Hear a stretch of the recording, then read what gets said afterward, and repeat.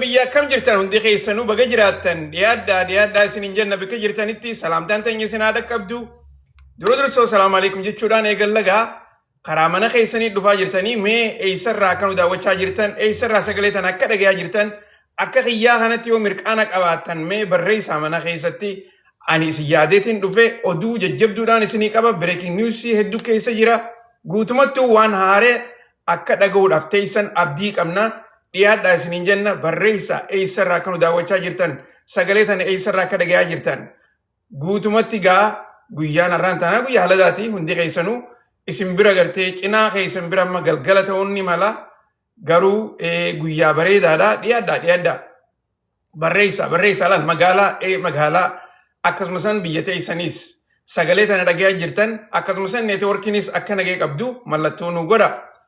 Akkuma gartee bartanitti gaa mana keessan dhufaa jirtanii tanarratti ibduu balleen deebiina yaada keessanis gaafii qabaattanis barreessaa akkuma gartee wal faana walii himaa yaada keessanis deebiidhaas akkasumatti gaafii teessanis oduu tanarratti gartee hirmaanneeti isinii deebisna.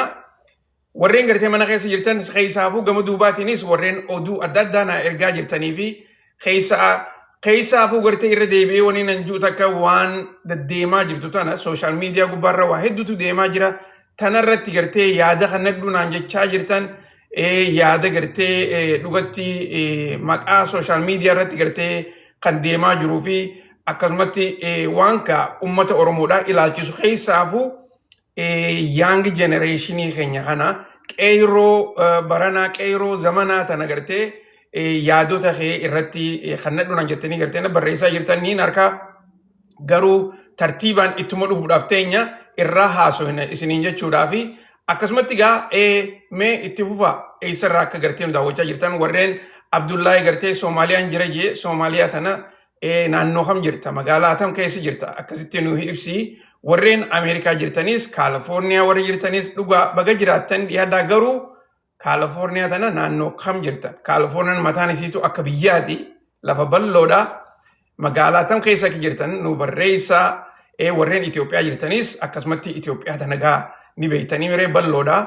Naannoo magaalaa nu barreessaa mana keessatti guutumaa guututtuu waa hedduudhaan isinii qaba. Harka keessaniin taap godhaa koppiliin godhaa warreen keessaafuu karaa beeksisa adda addaa gartee nu hojjedhu jettanii gama duubaatiin barreessaa jirtan. Dhugumatti dursoo waa'ee beeksisa keessanii takkaa'u gartee waa'ee biizinasa keessanii irraa na barreessaa akkasitti gartee bilbila keessanis kaayaadha. Wal faana gartee waan isin qopheessitan takkaa'u waan isin hojjechaa jirtan hogguu beekne karaa saniin beeksisa isiniif godhuudhaaf qophiidha garuu waa'ee biizinasa keessanirraas waa xiqqoo nu himaa akkasumas bilbilaas kaayaa isiniin jenna. Dubagaa oduulee gartee ammaan tana deemaa jirtutti odoochi garangalle mee dursoo mata dureedhaan isinii himaatii dhageeffadha. Mata dureen guyyaa irraan tanaa akkuma halee irraa dubbannetti Ameerikaadhaa fi warri Iiraan qabxiilee irra mari'achaa jiran keessaa taniin halee isinii hime warri Iiraan qabxii 14 tan gartee ammaan tana irra mari'achuu qabna jaanii dhiheessan keessaa Ameerikaadhaaf dhiheessaniitu turan gara Paakistaan keessaan akkasumas Ameerikaanis qabxii 9 dhiheessaniitu turan. Dubagaa haasoo inni qabxiilee kanaa qaceellotti gartee inumaatu jarjaraan wal jala deddeebisuu waan jiraniif jecha guyyaa har'aan tanaa Ameerikaanis waan halee Iiraan dhiheessite saniif deebii gootee jirti jaanii sanis qabxiilee tana keessa gabbuunee irraa haasoyna isiniin jechuudhaaf. Akkasumas sanitti mootummaan Chaayinaatis gara siitiin jijjiirama lafa irratti gartee gaggeeffamaa jiru keessaafuu bahara gubbaa irratti kan Ameerikaan amma humnaan godhaa jirtu kana akka dura dhaabbattu qofa odoon taane inumaatu kaampaanoonni isaanii waan Ameerikaan dabarsaa jirtu takkaa'u immoo uggurri Ameerikaan godhaa jirtu kana irratti akka hin hirmaanne nuti isin duuba jirra jechuudhaan hamilee isaanii jajjabeessaa jiran jaaniiti odeessaa jiran. Gara kaaniin mootummaan Saawuz Afrikaadhaa tan yeroo ammaan tanaa baqattoonni adda addaa keessatti dhugatti gartee lubbuu isaanii dhabaa jiran inumaa horii isaanii dhabuu bira dabranii lubbuu isaanii gartee tan dhabaa jiran kanarratti biitti adda addaa gama isaaniitiin ejjennoo hamtuu akka fudhachaa jiran ibsa godhaati jirani biyya akkam akka taate irraanii dubban. Tanuma tan yiddu guyyaa irraan tanaa obboleeyyan keenya warreen Itoophiyaadhaatis yoo xiqqaatte namni 4 lubbuu isaanii dhabanii jiran jaaniiti odeessaa jiran. Inumaatu bika takkatti viidiyoolee isaanii obboleeyyan nama lama warra gartee shaappii isaanii takka dukkaana isaanii keessatti haleelamees viidiyoon garsiisu ni jira. Saniifuu gartee waa hedduudhaatu deemaa jira. Ta South Africaatunis haalaani nama ajaa'ibsiiftii Sunrise waan haaso'inutu jira. Duba gaa pirezidantiin Ameerikaadhaa yoo Iiraan amala siidhaan tolfanne irra deebinee isaan haleeluudhaaf nuti qophiidha jedhee guyyaa haleedhaatis dubbateeti jira. Sunrise waan adda addaa haaso'inutu jira. Gara kaaniin miidiyaaleen Ameerikaan lola kana mootee jirti. Ameerikaan lola kana moone warreen yaada garagaraa dhiheessaa jiranis ammaan tane inumaatu waraanni Ameerikaadhaa warra fake news oumuututu lola kanarratti nu miidhaa jira. Yaani isaan irrattis lola addaa banuu irraa dubbachaati jiran. Akkasumatti gaa warreen leegoodhaatis ni beetanii wallee kaampaaniin biyya Iiraan tan oduu dabarsuudhaan leegoo itti fayyadamtee guyyaarraa gadhiisaa jirtu tuni arraan taneenumaatu leegoorraa karaa miniyanitti jijjiiraniiti jiranii warreen gartee kaartuuna miniyaniis hin beeyne takkaa'u beekuun oltan cinaan keessanii miniyaniis gartee akkuma leegoodhaati takkaa'u gartee muuvii faa hedduurraa dalaganii akkasitti karaa saniinis jijjiirama godhaniiti jiranii walleelee haaree gadhiisanii jiranii tana keessatti Ameerikaadhaa fi Iiraan ummanni Ameerikaatii fi ummanni Iiraan tokko rakkoo takka qabanii yaadajuu garsiisaa jiranii sanirraas waan takka haaso'inutu jira. Guutumaa guutuutu oduulee tana malees taniin gartee isiniif surprise isin godhus ni jirti. Keessattuu gartee breaking news obsaatiti nu hordofaa keessa gabbuuneetirraa haaso'ina ammaasis oduun takka jabduun akkuma garteen oduu gartan kanatti guyyaa arraan tanaa inumaatu akka breaking newsitti miidiyaaleen irra hedduun ka odeessaa jiran dooniin gaazaa tan Ameerikaadhaa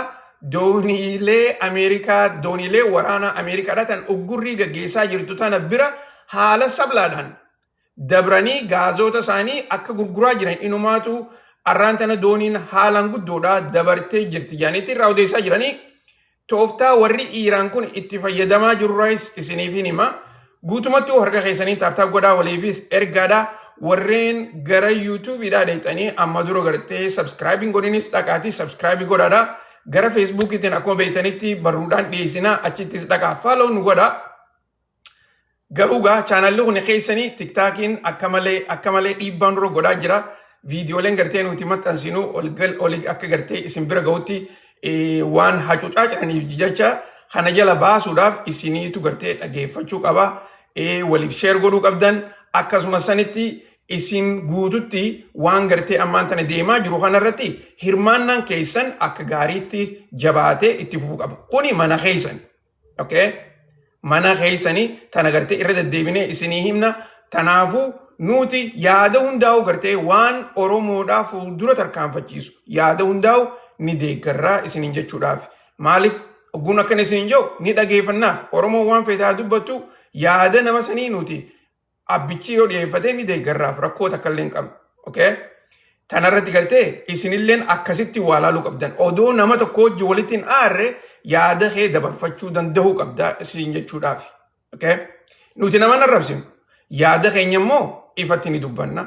Akkasuma sanitti warreen biraatis yaada keenya akka nuu deeggaran baruu barbaannaa jechuudha.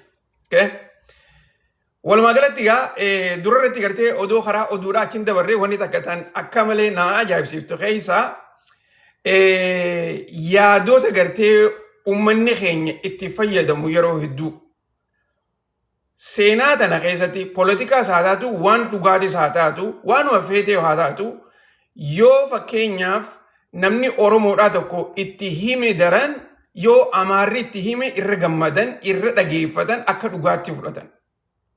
Wanni haalaan nama dhibu keessaa poolitikaa ummata Oromoodhaa keessattis seenaa Oromoodhaatis akkasuma sanitti waanuma gartee amantiitillee haa taatu yoo namni tokko afaan Amaaraatiin haasawee kasitti himu taate ati immoo waan san gartee akka dhugaatti fudhattee gartee sheer wal jala hagootu yoo taate dhugumatti gartee namni biraa immoo namni Oromoodhaa oduu san sitti himee ati dhaga'uu dadhabdee bira dabartee tan namni biraa sitti himu alagaan sitti himtu immoo akka dhugaatti fudhachuun kee kuni rakkoo hamtuudha.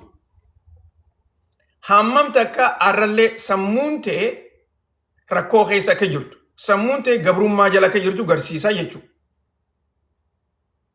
Dursoo namni Oromoodhaa tokko waan kee afaan isaatiin afaan Oromootiin yoo asitti himu taate maaliif alagaan akka gartee waanuma san afaan biraatiin sitti himutti akka dhugaatti maaliif fudhachuu barbaachise? Qajeelonni dhageeffadhaa waan isinitti himu jiru kana inumaatu gartee hunda keenya keessa jirti. Uummata keenya hunda bira jirti wanni tun. Uummanni keenya waan akkanaa kanarraa of eeguu danda'uu qaba. Dhugaan jirtu abaluun kun afaan Amaaraatiin dubbate jechuun wanni san dhugaarraa hin meeytu. Wanni san akka gartee hin jijjiiramnetti namni kun haasa'u jira jettee fudhachuun sirra hin jiru. Sammuun ta'e garuu immoo wanni kun waan dhugaati jettee yoo amantu taate namni sitti himu jiru kun afaan Oromootiin yoo sitti himu taates jabeessitee wanni tuni dhugaadhaa jettee fudhachuu danda'uudha qabda. Yoommoo wanni san gartee dhugaadhaa miti jettee amantu taate wanni san dhugaadhaa miti jettee immoo dhiisuunis rakkoo takka illee hin qabdu. Wanni immoo nuti yeroo hedduu arkaa jirru keessa warreen aadumatti gartee aaduma godhatee waan namni biraa haasa'u akka dhugaatti fudhatee wanni san soballee taa'uu isiidhaa odoo hin beekne.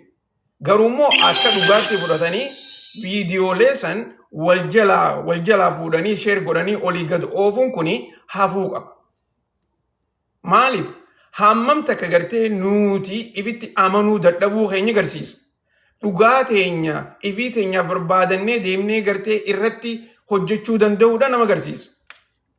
Dhugaan teenya hin jijjiiramtu. Afaan Oromootiin haa ta'u, afaan Amaaraatiin haa ta'u hin jijjiiramtu. Garuu immoo namni biraa tokko gartee afaan Oromoo. Amma fakkeenyaan isin hima nama hedduutu natti erge. Viidiyoo Jawaarii kan gartee Jawaarama TikTok irra dhufee jira. Akkaawuntiin isaa guyyaa tokko keessatti nama miiliyoonaa ol harkattee jirti. Waan gaariidha.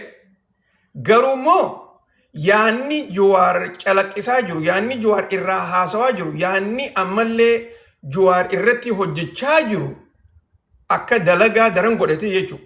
Sa'a 24 irratti hojjechaa jiru namni Oromoodhaa hundinuu gartee fedhu Jawaar haa deeggaruu fedhu haa dhiisu garuu immoo Jawaar akka gartee Oromoodhaa hojjechaa jiru ni beeka. Gara haaniin akkaawuntiin Dr. Abiy ammallee nama 400,000 ol qabdi. Maybe 450 akkas ta'uun ol. 500 hin geenye madura. Garuu immoo yaanni Jawaar ammaan tana gaggeessaa jiru takkaa'u gartee irratti hojjechaa jiru kan yeroo dheertuudhaa kuni alagaan sitti himuu qabdi. Jawaar ammallee Jawaar Oromoon dhaga'utti hin jirtu jettee amanuu danda'uu qabda. Bon nama alagaatu sitti himuu qaba. Yoo namni alagaadhaa afaan Amaaraatiin sitti hime garaagarummaa Jawaarii fi Abiyyi jidduu jirtu. Garaagarummaa ammallee uummanni Oromoodhaa Jawaar hin dhageeffatu ture. Garuu ammaan tana namni miiliyoona 1.5 Jawaar follow godhe jecha arraan tana namni haareetti Jawaar dhageeffachuu jira jechuudha. Waan akkanaa tanaatu heddummaatee jira. Waan akkanaa tanarraa gartee if eeguun hedduu gaarii. Jawaar irratti hojjechaa jira. Uummata keenyaaf waa hedduu godhaa jira. Garuu immoo namni miiliyoonni 1 isa follow godhe jechuun arrumaan tana gartee akka gartee namni Oromoodhaa Jawaar duraan hordofutti hin jirre takkaa'u gartee politika Oromoo keessa isa achi baasee jirutti fudhattanii viidiyoolee akkasiisan gartee olii gad ooftanii sheer gootanii maal godhuun kuni dhugatti gartee hammam takka hubannoo kan qabne nama agarsiisa. Ammallee akka gartee namni afaan Amaaraatiin dubbatu tokko waan isaan dubbatan waan dhugaati jettanii amanuu takka nama agarsiisa. Waan akkasiisanirraa if eegaa. Jarri kuni waan fedhan haa godhani waan Oromoodhaa dubbatan laayikumaa fi koomentii fi sheerirraa haajaa qaban malee viiyuurraa haajaa qaban malee Oromoorraa haajaan qaban. Guddinni bikka san jira. Jijjiiramni bikka san jira. Jijjiirama jala haa deemnu nuti. guddina jala haa deemnu maaliif nuti gartee sababa bal'aa dhagee jenne akkasuma san hubannoon teenyaas jajjabduu ta'uu qabdi. Hubannoon teenyaas tan duriirraa adda ta'uu qabdi. Okay? Waan ifii ta'eetii beektu akka namni tokkollee nu gartee akkanumatti guyyaa keessaa jijjiiree yaada isaa dhiyeessee kan Oromoota goggobuusee Oromootaan ol kaasuu tana nuti hin fudhannu. Dhugaa irratti gartee waan hundooniif jecha. So akkasitti hubadhaadhaan isiniin jaa karaa oduu teenyaatti ichi dabarraa harka keessaniin taaptaap godhaa laal arraan tanafaa reekerdii cabsuu qabdanii harka keessaniin taaptaap godhaa koppii linkii godhaa sheer walii godhaadhaa. Ammaas beekaa tiktaakee kana gartee algooritimii irrattis hojjechaa jirra. Afaan Oromootiin asirratti haasawa garuu immoo AI'n tiktaakiidha waan inni ana haasa'u jiru kana guututti beeka. Waan ajaa'iba isinii ta'urraa hogguun afaan Oromootiin asirratti oduu isinii dhiyeessu inni immoo afaan Faranjiitti gartee deebiseeti waan kanarraa haasa'u jirta kana sheer godhii jeeti gartee natti himaa jira.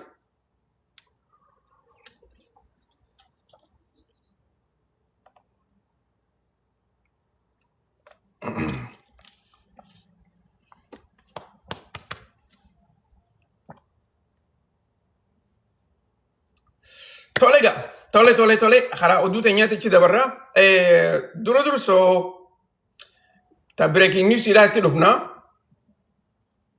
oduu ajaa'ibaa takkaan isiniin garsiisa.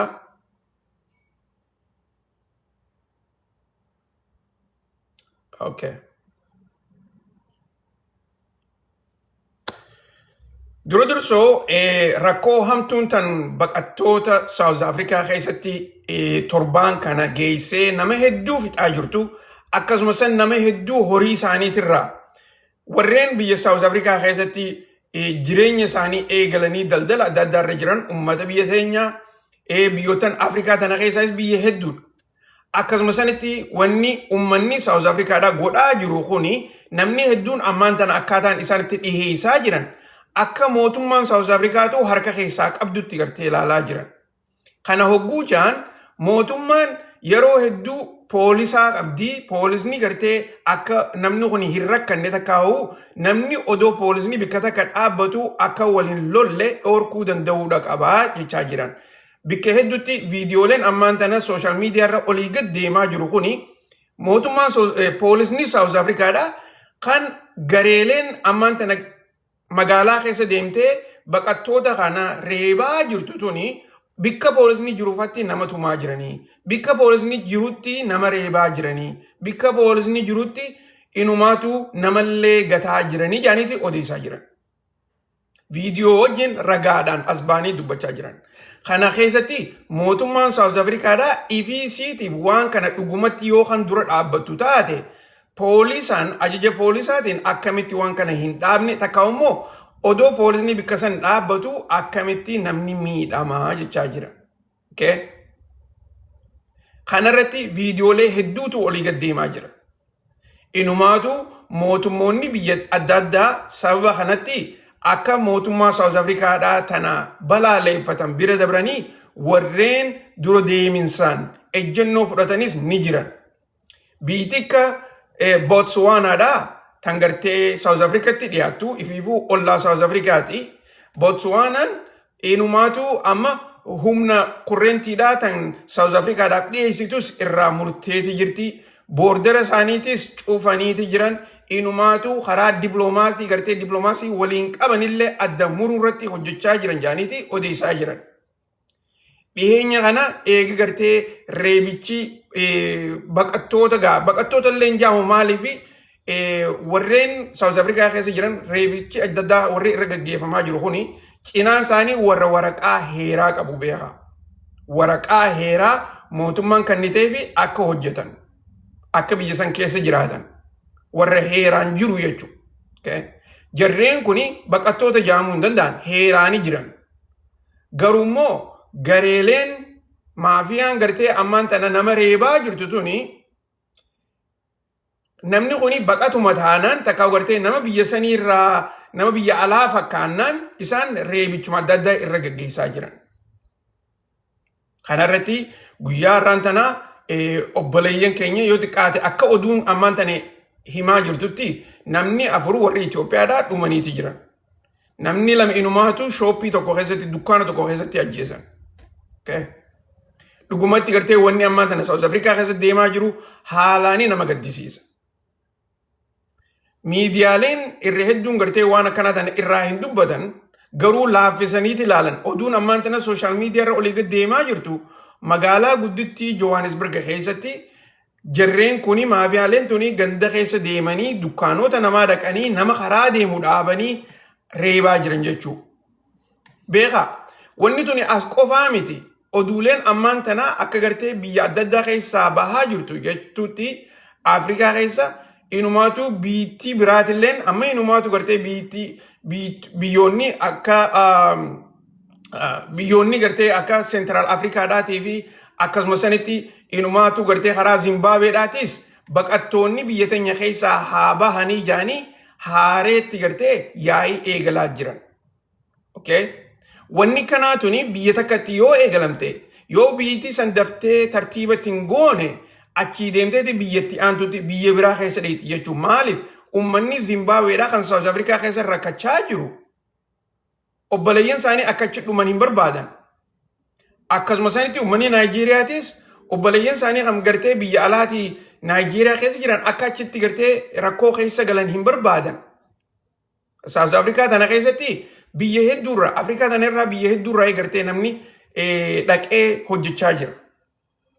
Dubagaa wanni kanaatun ammaan tana akkuma gartee amma dura irraa haasoine yoo yaadattan amma dabra yeroo gartee pirezidantiin Ameerikaadhaa jijjiirama immigireeshinaa tokko tokko hojiirra oolchuudhaaf hojjechaa jiru san waan takka takka isin himeetin ture. Akkuma yeroo san jennetti rakkoon ikoonomiitis yoo dhufte akkuma gartee ammaan tana mootummaan Ameerikaadhaa immigireeshinii irratti jajjabeessitee hojjechaa jirtu kanatti booda biyyootan biraatis irratti hojjechuudhaaf ta'anii fakkeenyi Ameerikaa haa ta'u malee biyyootan biraatis gartee waan akkanaa tan irratti hojjetanii booda ummatumaa fi ummataa walitti gargaluudhaa ta'a. Okay? Akkasuma sanitti immoo biyyootan Yurooppii keessaas waan akkanaa kan irratti hojjechaa jiran dura deeminsaan biyyattii Jarman faan inumaatu ammaan tana gargaarsa warreen biyya biraatirraa dhufan takkaa gartee baqattoota biyya isaanii keessa jiraniif waraqaalee akka hin kennineef irratti hojjechaa jiran gargaarsi akka hin kennamneef irratti hojjechaa jiran inumaatu akka gartee biyya Faransii keessatti namni kun rakkatee akka ala bulu rakkatee akka biyya isaanii keessaa deeman irratti dhiibbaa irra godhuudhatti jiranii isiniin jechuudhaaf. Dubagaa mootummoonni Afrikaadhaa keessaafuu ammallee Afrika Yuuniyeeniin gaa yeroo hedduu gartee numa dubbannaa Afrika Yuuniyeeniin kun dhaaba dadhabaadha. Silaa gartee biyyoonni Afrikaadhaa irra hedduun isaanii waan South Afrikaa keessatti deemaa jiru kana karaa dippiloomaasiitiin hamma danda'anitti gartee dhorkuu danda'u. Yoo kan hin dhorkine taate wanni tuni daranuuti babal'achaa deemti. Booda namni kanarraa fayyadamuudhaaf taa'u warruma gartee guddina Afrikaadhaa jibbuu jechuudha. Okay? Dubagaa kanaas gartee mee dhiiroo namni keessaafuu gartee itti dhiyeenya poolitikaa keessa jiru waan akkanaa kana itti yaaduu danda'u qaba. Ammoo namni keenya biyya jirtanitti South Afrikaa keessa jirtanis if eeguun waa hunda dura irra caalaadha. If eeguun karaallee hogguu deemtan. Karaallee hogguu deemtan mee bika galtanii haa taatu shooppii keessanis haa taatu qaceellotti if eeguun hedduu murteessaadha. Keessaafuu yeroo akkanaa tan. Okay? Maaliif irra deddeebinee dubbachaa jirra ni beeytan. Yeroo takka takka yaa'iin Yaman keessa nukkaati. Yeroo takka takka Saudi Arabiyaa keessa nukkaati. Yeroo takka takka Ijipti keessa nukkaati. Akkasuma sanitti deebitee Liibiyaa keessatti yaa'iin nukkaati. Kun hundinuu beekaa baqattootuma biyya Itoophiyaadhaati irra hedduun isaanii. So gara mootummaadhaatiin mootummaan South Afrikaadhaa ammallee waan godhuu dandeessu godhaa hin jirtu. Wanni amma gartee irratti gartee nuu galaa jiru tokko. Okay?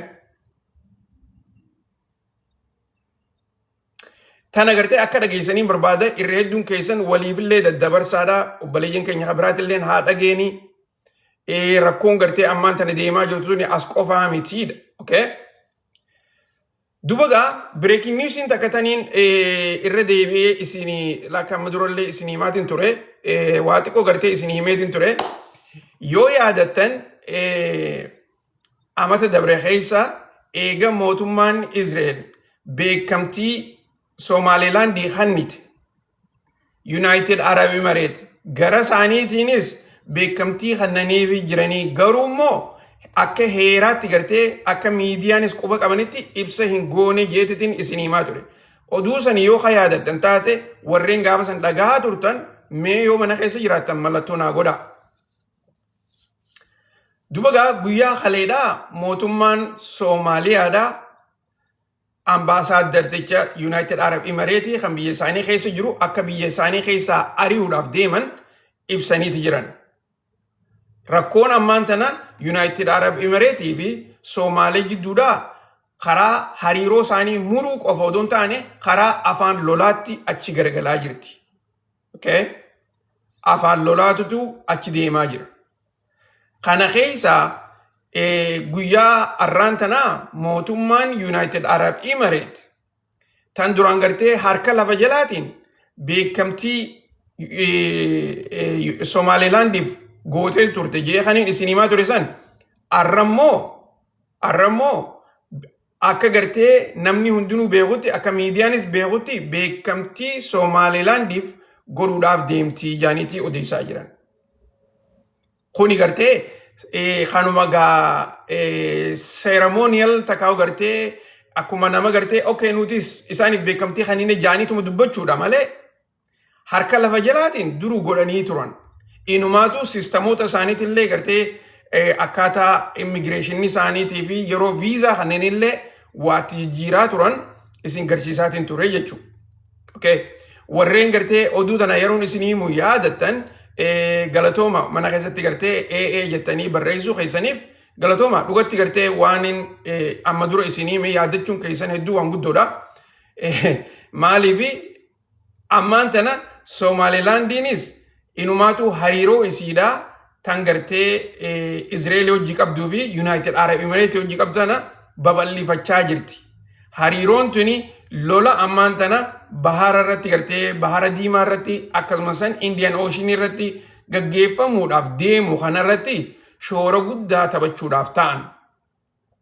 Okay? Tanaafuu naannoon keenya ija yaa'ii ta'uudhaaf deemti. Inumaatu gartee strategically bikka akka malee jabduudhaa ta'uuf deemti. Keessaafuu gartee karaan biyya teenya jechuudha. Okay?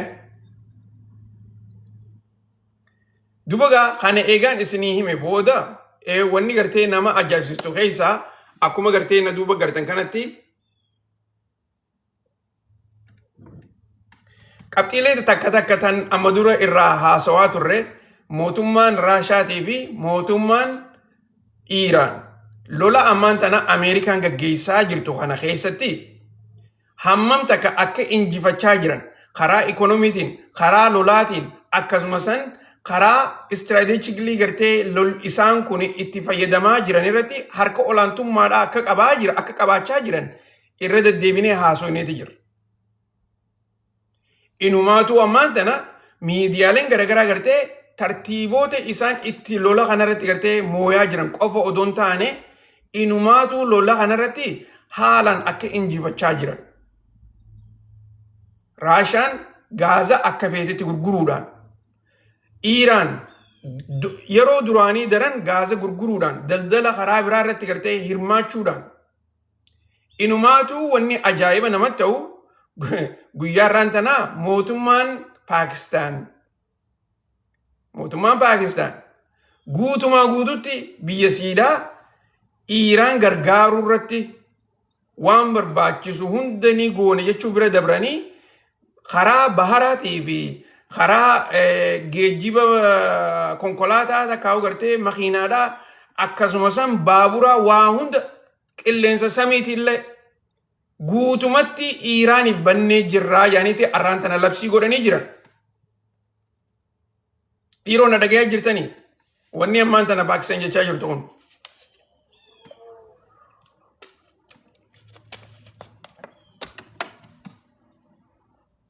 Uggurri Ameerikaan Paakistaan Iiraan irra kaayaa jirtu tana nuti waan dandeenyu bira dabarree akka gartee biyya takkatti hojjechuudhaaf qophiidha jedhaniiti warreen Paakistaan ibsachaa jiran. Inumaatu meeshaaleen garagaraa bahararra deemtee hogguu gartee ulaa takkaa'u gartee bahara biyya Paakistaanitti hogguu dhiyaatte poortii Paakistaanitti irraa buusaniiti achiin makiinaan baaburaan xayyaaraanis karaa Iiraan geessan jechuudha. Kana jechuun isaanii maal jechuudha? Uggurriin Ameerikaan ammaan tan isaanirra gaggeessaa jirtu tuni akka gartee Iiraan if duuba hin deebisne takkaa'u Iiraan numaa hin miine irratti hojjechaa jiranii jechuudha.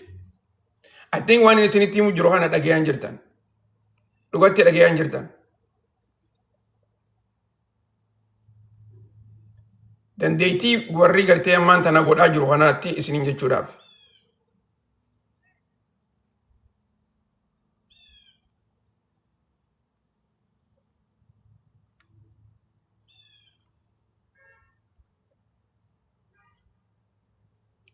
Yoo laalaa jiraatan akkuma gartee na duuba gartanitti tiraakoonni dilluu kun hundinuu laayina isaanii ilaalaadha. Tiraakoonni dilluu kun hundinuu meeshaa fe'ataniiti Iiraan geessuudhaaf deeman.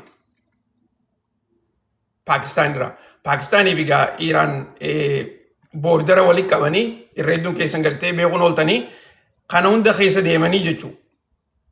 Wanni tuni asitti dhaabbachuudhaaf miti. Wanni isaan hojjechaa jiran dooniileen meeshaadhaa tan Iiraan fiddu gartee Chaayinaarraa biyyootan biraatirraa eessa deetti akka gartee Paakistaanitti buuftu.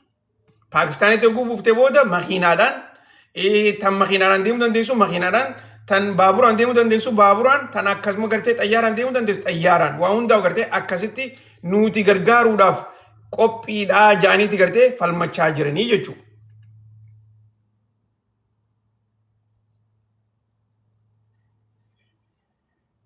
Okay?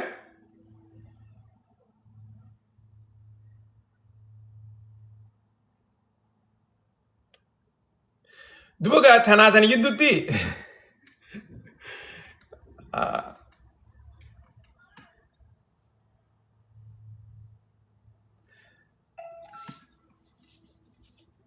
oduu tana boodaan isinitti deebi'a. Okay.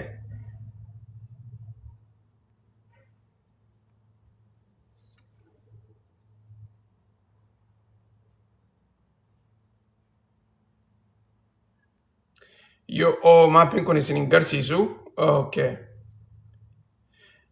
Dubagaa tanaatan jidduutti yaa'ii ammaan tana Ameerikaadhaa fi Iiraan jidduutti gaggeeffamaa jirtu tana ilaalchisee guyyaa haleedhaa ede galgalagaa pirezidantiin Ameerikaadhaa Chaayinaa qubatti laachuu bira dabarseeti Chaayinaa tana jechaan arrabsaati ture. Inumaatu Chaayinaan Hormuz banuu hin dandeessu haalaani dadhabduudha jechuudhaani pirezidantiin Ameerikaadhaa jechoota kana itti fayyadamee inumaatu gartee karaa miidiyaatiin oduun tuni gadhiifamte. Dubagaa mootummaan Chaayinaadhaa dubbii tana haala sablatti hin fudhanne inumaa gartee jechoota jajjabaadhaan pirezidantii Ameerikaadhaatti qubalaachuu eegalanii jechuudha. Okay?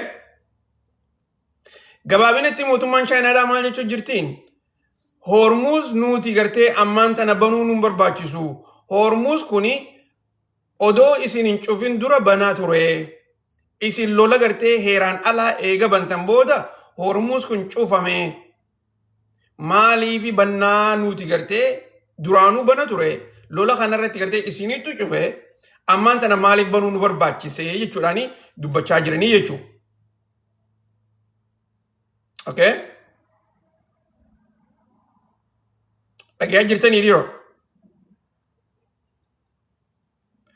Taaptaap godhaa harka keessaniin koppii linkii godhaa sheer walii godhaadha. Dhugatti gartee nama ajaa'ibsa. Yeroo hedduu ogguun haasa'u cal jettanii na dhageeffattanii mee harka keessaniin taaptaap godhaa. Namuma lama sadii irratti hin dhiisina. Mana keessa nama dilaatu jira. Maali? Bunan duyine moo shaayin duyine? Isinii kannu? Bunaan isinii dhiyeessa moo shaayin? Oduu daran gaa. Oduu daran akka mirqaana qabaattaniif.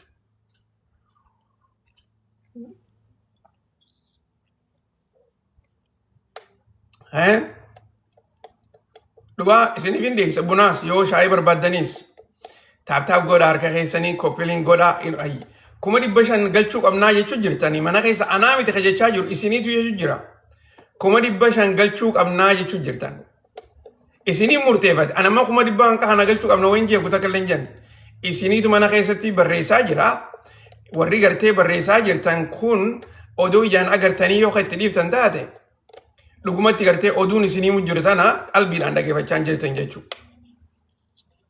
Akkami dubbiin tun?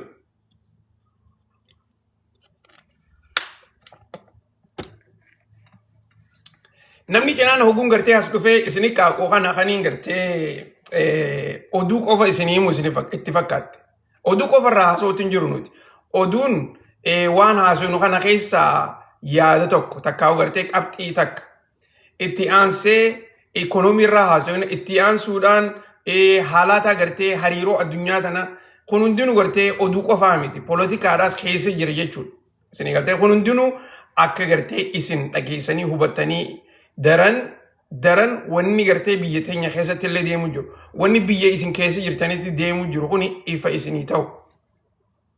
Beeytanii barnoonni mana barnootaa qofaa miti barnoonni bikkayyuu jira.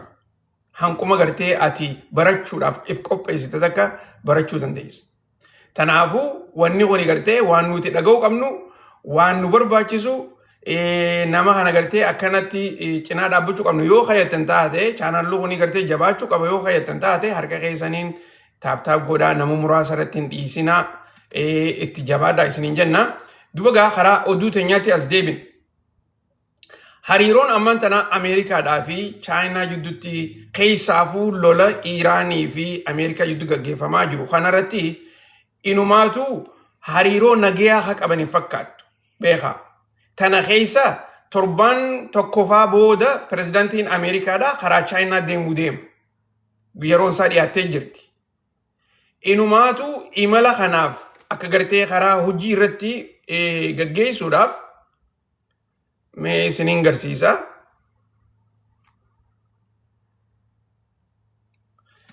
Imala gartee pirezidaantii Ameerikaadhaa kana tolchuudhaaf guyyaa kaleetii fi arrallee xayyaaronni gurguddaan gartee kaargoo shiippiin akkama asirra gartanii kuni meeshaalee hedduu Chaayinaa geessaa jira. Okay? Meeshaalee hedduu Chaayinaa geessaa jiru kanaaf qophii pirezidaantii Ameerikaadhaa tan dhufaa jirtu tanarratti hojjechuudhaaf. Irreedduun keessan gartee yoo hin beekne taate pirezidaantiin Ameerikaadhaa hogguu biyya takka irraa ka'ee biyya takka deemu yoo xiqqaate nama 5,000 hojii deema. Yoo xiqqaate. Okay? San gubbaarraan meeshaaleen hojii deemtus hizaaban qabdu. Herreeddee fixuu hin dandeessu. Meeshaaleen pirezidaantii hojii deemtu. Okay? Kana qofaa miti. Inumaatu gartee doonii waraanaatis ni dheeyti bikka pirezidaantiin Ameerikaadhaa deemu. Okay? So saniifuu ammaan tana gartee torbaan dhufu keessa gartee waan pirezidaantiin Chaayinaadhaa wajjin marii godhuudhaaf Chaayinaa dhaqeetii gartee achitti Xi Jinping wajjin marii godhuudhaaf deema. Akkuma beektanitti amma dura gartee eega pirezidaantiin Ameerikaadhaa filatame Chaayinaan dheeyne taraa tana. Garuu Saawuz Kooriyaatti wal harkanii turan achitti marii godhanii turan. Taraa tana immoo duraan baatii maarchii keessa dhaquun irra ture sababa gartee lolaa kanarratti baatii tana keessatti jijjiirateeti jira. Amma gartee qophii tanarratti jechootaan karaa ikonomii irratti karaa daldalaa irratti akkasumas karaa poolitikaa ammaan tana Iiraanii fi Ameerikaa jidduutti deemaa jiru kanarratti Chaayinaanis tapha siidhaa takka gartee geema mataa siidhaa waan taphachuu jirtu jecha kanarratti Ameerikaan hamilee gaarii hin qabdu. Tanaafuu pirezidaantiin Ameerikaadhaa jechoota gartee marii isaanii tana miidhuu danda'u dubbachaati jira. Inumaatumaasis Ameerikaanis saankshiin adda addaa gartee dooniilee Chaayinaa irra kaayaa jiran san qofallee otoo hin taane kaampaanoota biyya Chaayinaadhaa warra gaaza kana bituu irratti meeshaalee biraatis Iiraanii gurguruu irratti hojjechaa jirus uggurrii irra godhaniiti jiran. Inumaatu Chaayinaan deebitee uggurrii tanallee takkaa siidhaa hin dhageeffatinaa nuutu isin cinaa jira waan feetan hunda hojjedhaadha jetteeni kalee ibsa baasanii jiran jechuudha. akkuma gartee amma qabxiileen amma isinii himu jiru kanarratti wanni gartee isin hubachuu qabdan walgahiin Ameerikaa fi Chaayinaa jidduutti gartee ta'uudhaaf deemtu tuni walgahii nagayaatii miti. Isaan wal cinaa dhaabbatanii fedhan footoo haa kaa'anii haa hokkoflanii pirezidentiin Chaayinaadhaa hofluuf illee hin taa'u. Trump hofluu ni danda'a. Xiqqoo gartee seequllee ni danda'a. Garuu Xi Jinpingii laaluuf teessan. Xi Jinpingiin hofluudhaaf hin taa'u. Maaliif?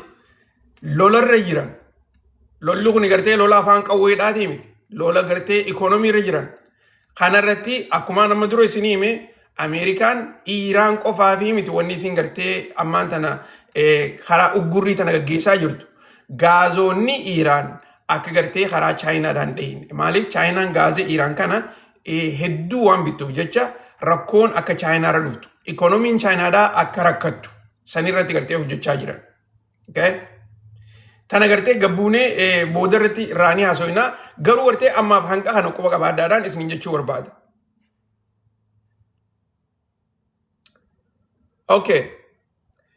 Qaxxiilee itti aantu keessatti guyyaa irraan tanaa irra deebi'uudhaan arraas kalees ministeerri haajaa alaa biyya Iiraan Jaappaanii piraayim ministeeritti Jaappaanii wajjin bilbilaan haasa'u godheeti ture. Kana keessatti gaazoonni Jaappaan barbaaddu akka Hormuz keessa dabree isaaniif nagee dhaqu. Kanarratti gartee murteessanii turan. Baatii dabartee keessaas akkanatti gartee gaazni dabreefii jira. Kana keessatti immoo guyyaa har'aan tanaa irra deebi'uudhaan ministeertichi haajaa alaa biyya Iiraan piraayim ministeertitti Jaappaan bilbilaan haasa'uu bira dabree inumaatu akkaataa Ameerikaa wajjin lola kana dhaabuu irratti marii gaggeessaa jiran kana isii abdeet godhu jira jedhaniiti odeessaa jiran. Dubagaa tanarratti gartee warreen miidiyaadhaa gaaffiilee garaagaraa ministeericha haajaa alaa gartee gaafataniitu turanii guyyaa ganama kana. Isin biitti gartee Jaappaan tuni akka biyya warra dhihaati waanuma gartee Ameerikaan jettuunii fi waanuma biraa hojjetti malee kanarratti gartee isin gargaaraan jirtu maaliifi gaaza Jaappaaniif dabarsitan kana bilaashitti dabarsaa jirtanii? Maaliif hariiroo Jaappaanii hojii qabdan tana daranuu gartee akka lola kana keessatti odoo miidhamne gaggeessaa jirtanii jedhaniiti isa gaafatanii turan. Kanarratti gabaabina tokkotti gartee wanni inni deebiseef Jaappaan bara 80 keessa yeroo gartee nuti Ameerikaa wajjin yaa'ii irra turre. Yeroo Iiraanii fi warreen dhihaa gartee bikka hamtuu keessa turan san Jaappaan akka gartee biyyootan biraatti nu wajjin hariiroo isaanii hin jallifne. Warra dhihaa dhageeffatanii nu miine inumaatu nu gargaaruu irratti hojjechaa turanii.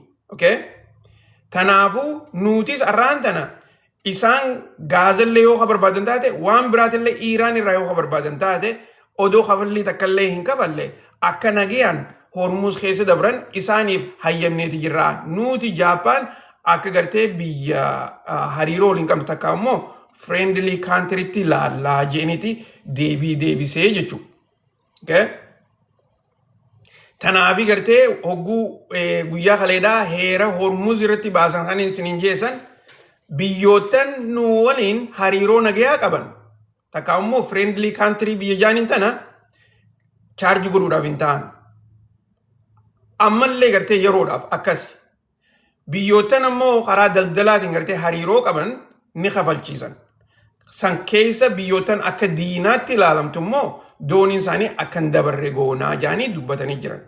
Takka immoo biyyootan takka tan akka gartee hariiroo qabdu akka gartee xiqqoo karaa Ameerikaadhaa jiraattu taate takka immoo poolitikaadhaan rakkoo isaanirra fiduudhaaf tattaafatte yoo jiraatte kafalliillee dachaa itti godhanii kafalchiisuudha jechuudha. Tana akkasitti quba qabaadhaadhaan isin jechuu barbaada. Okay, let's see.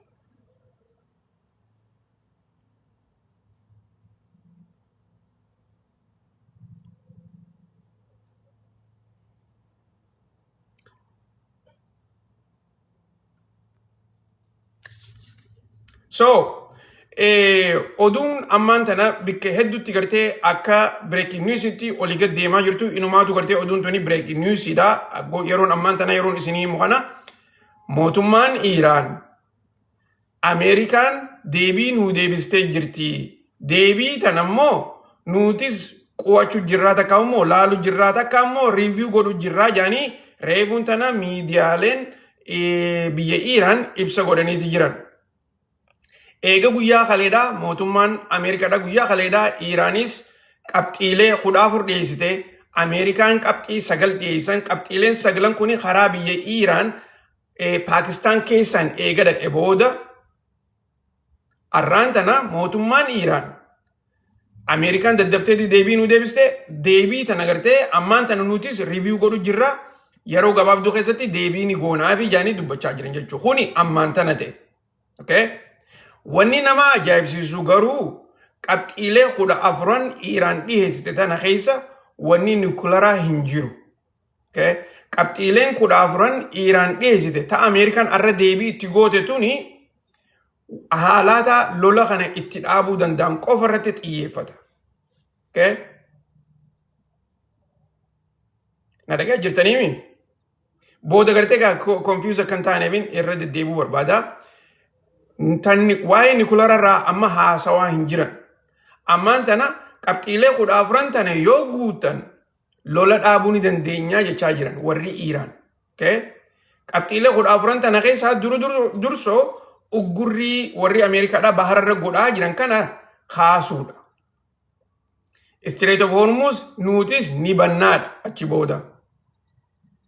Daldalli akka duraanitti deebi'ee Ameerikaanis horii warra Iiraan kan gartee bikka adda addaatti baankiilee adda addaa keessatti qabamee jiru san akka gartee Iiraaniif dabarsanii kennan irratti. Okay?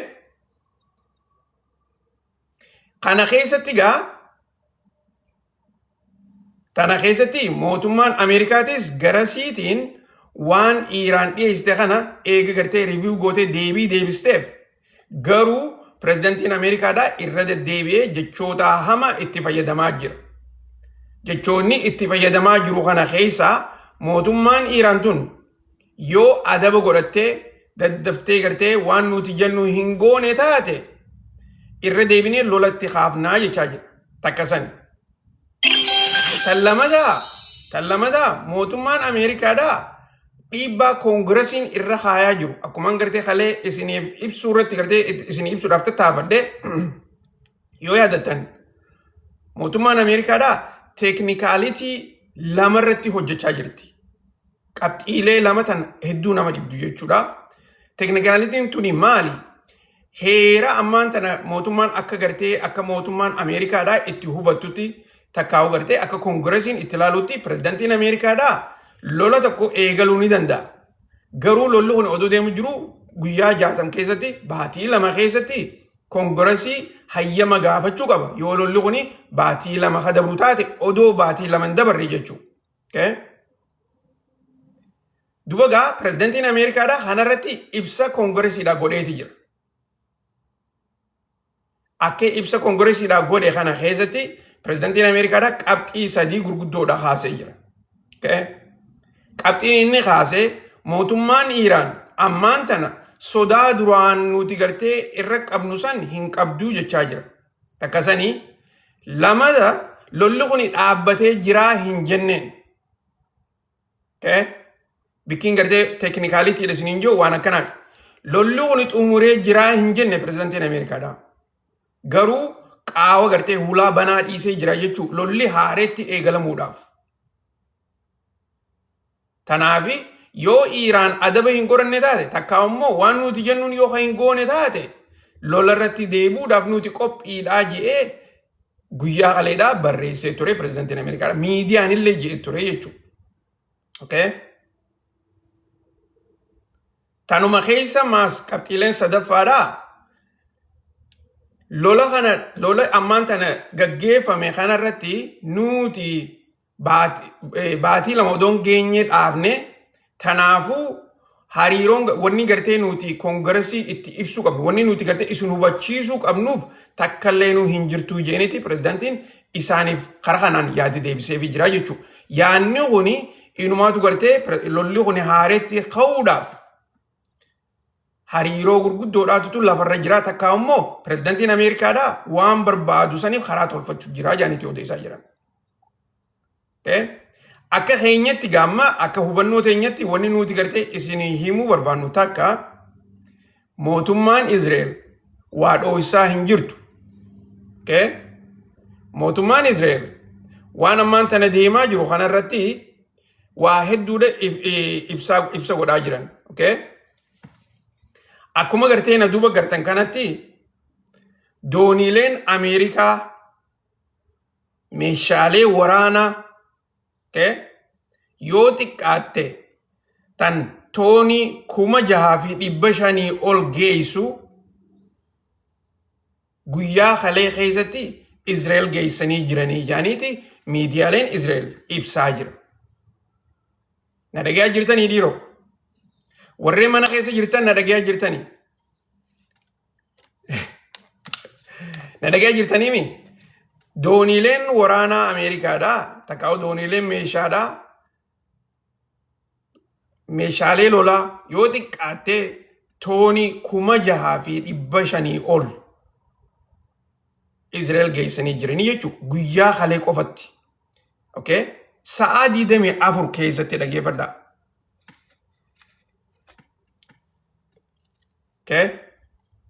Amma gaa waan isinii himaa ture kana dhageeffattanii jirtan waan amma idaannoodhaaf isinii kannees dhageeyaati jirtan qabxiilee tanii yoo waliif fiddan teeknikaaleetii pirezidantiin Ameerikaadhaa dubbachaa jiru kana hoguu dhageessan lolli kuni dhaabbachuuf deema jettammoo lolli kuni haaree ka'uuf deema jettammoo mee yaadni keessan maal fakkaata? Tana gartee critical thinking waan isinitti himu jiru kanatti dhageeffatanii ifii teessaniif akka murtii gootaniin barbaadu.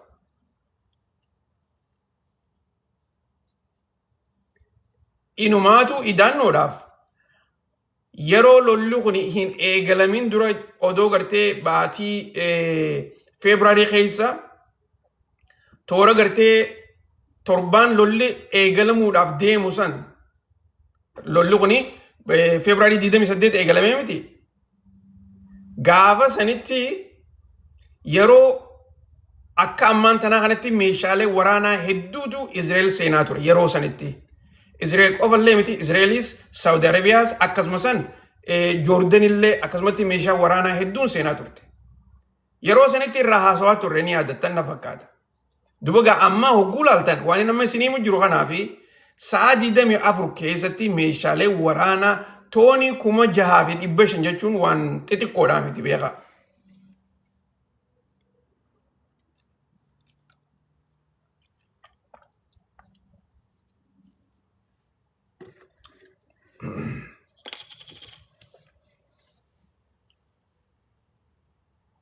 Okay.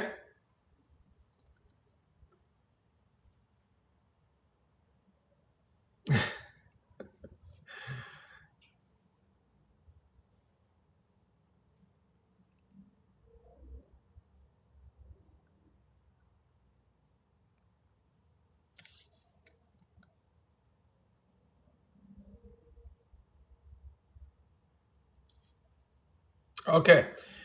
So tanarratti eege waliigallee jirra tanarratti. Okay.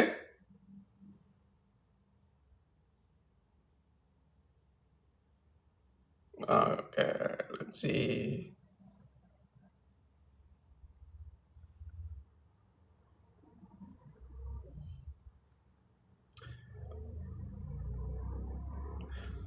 Oduu ajaa'ibaatiin isin hima warreen gartee tooftaalee Iiraan itti fayyadamtee doonii daddabarsaa jirtu kana cinaa keessaniif ifan taane gara duubaati gaafiin irra deddeebitee gartee na dhufaa jirtu gaafii san akkamitti Iiraan kan Ameerikaan uggurrii godhaa jirtu doonii tana dabarsaa jiranii jettan guyyaarraan tana dooniilee gurguddootaan gaazaan deemtu ta warri Iiraan uggurrii Ameerikaa tana bira dabartee gaazota isaanii fuudhanii karaa biyya Hindiitii fi akkasumas biyya Chaayinaatti akka geessaa jiran miidiyaaleen ibsaati jiran. Okay? Tanarratti gaa tooftaalee biitii Iiraan itti fayyadamaa jirtu. Okay? Tanaan isiniim. Mootummaan Iiraanii fi Ameerikaanis qaceellotti beekan yoo keessaafuu gartee heera addunyaadhaa kana jala deemuudhaan yoo mootummaan dooniileen warra Iiraan okay? Kiiloomeetira 12 boordara Iiraan irraa kan deemtu taate dooniilee xixiqqoon tuni waraanni Ameerikaadhaa dooniilee tan akka dha'u beekamaadha. Takkasan. Lama dammaasis dooniileen Ameerikaa tuni yoo kiiloomeetira 200 keessatti asiixee dhaabbatte bikkamma jiran sanirraa jechuudha. Okay? Waraanni Iiraan dooniileen tuni nu sodaachisaa jirti mirga keenya dhiibu jirti jechuudhaan akka gartee lolaatti ilaalanii doonii sanni dhawan jechuudha. Okay? Garuu gartee nama cinaadhaaf wanni ifan ta'iin tokko Ameerikaan akkuma gartee doonii tana guutee bahara guutuu gartee itti ugguraa jirtu itti fakkaate. Tooftaan isaan itti fayyadamaa jiran akkasii miti. Okay? Tooftaan isaan itti fayyadamaa jiran akka gartee miidiyaaleen garagaraa gabaasaa jiranitti mootummaan Ameerikaadhaa dooniilee gartee strike force warra jaaniin tani amma dura isinii hime sanii dooniilee strike force tana 3-4 uggurrii tana gaggeessaa jiran. Okay? Dhagaa jirtanii dhiiroo. Dooniileen tuni yoo fakkeenyaaf strike force 4 yoo gartee uggurrii tana gaggeessan taate yoo xiqqaatte doonii 12 faaraanii uggurrii tana gaggeessaa jiranii jechuudha. Dooniileen 12 tuni bikka adda addaa gartee dhaabbataniiti akka gartee wanni takka illee olii gadi hin deemne. Dubagaa mootummaan Iiraan akkamitti itti fayyadamaa turte dursoo dooniileen 12 tuni hundi siidhaatu deemtee doonii tanan qaqqabdu beeka. Cinaadhaatu deemee qaba malee cinaan bikkuma san teesse akkuma gartee nama akka poolisaa jechuudha. Okay? Poolisni cinaan gartee bikka keellaa godhateeti keellaarra taa'ame yoo keellaa dabarte warruma gartee si qabuutu jira deemee si qabu. Warri kaan ammoo keellaarra taa'eeti keellaa kana eegaa jechuudha. Tooftaan Ameerikaan itti fayyadamaa jirtu tooftaa akkasiiti. Warri Iiraanis kana ni beekan. Okay? Dubagaa kana gartee warri Iiraan akkaataan itti fayyadamaa jiran dooniilee gaazaa tana hedduu ergan yeroo takkatti. Oguu hedduu ergan 3-4 illee haa taatu ni qabamti. Okay? Ta qabamtu tuni humaa takka illee hin qabdu qullaadha. Ta gaazaan deemtu immoo dooniilee tana jala deemteeti hogguu gartee dooniileen gurguddoon tuni naannoo sanirraa haate tan biraa qabuudhaaf isaan kana keessa dooniilee tana dabarsanii jechuudha. Baru waanuma ajaa'ibaatu deemaa jira bahara kana gubbaarra.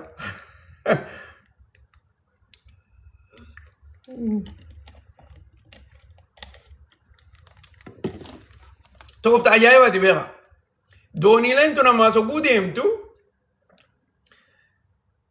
daftee bikkatti hin deebitu ni beektanii maaliif hedduu guddoo waan taatee jecha suute deemti.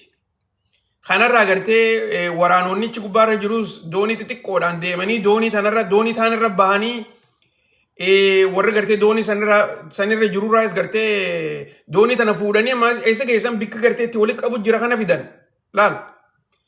Dubagaa bikki kun banaadhaa jechuudha. Fakkeenyaaf yoo gartee naannoo kanarraa nama kaafte hojiirra bobbaatee deemtee doonii tana qabdee fiddee ammas dhaabdee warri gartee hojjetu kun hundinuu nama doonii meeqaan ta'e meeqa barbaachisa.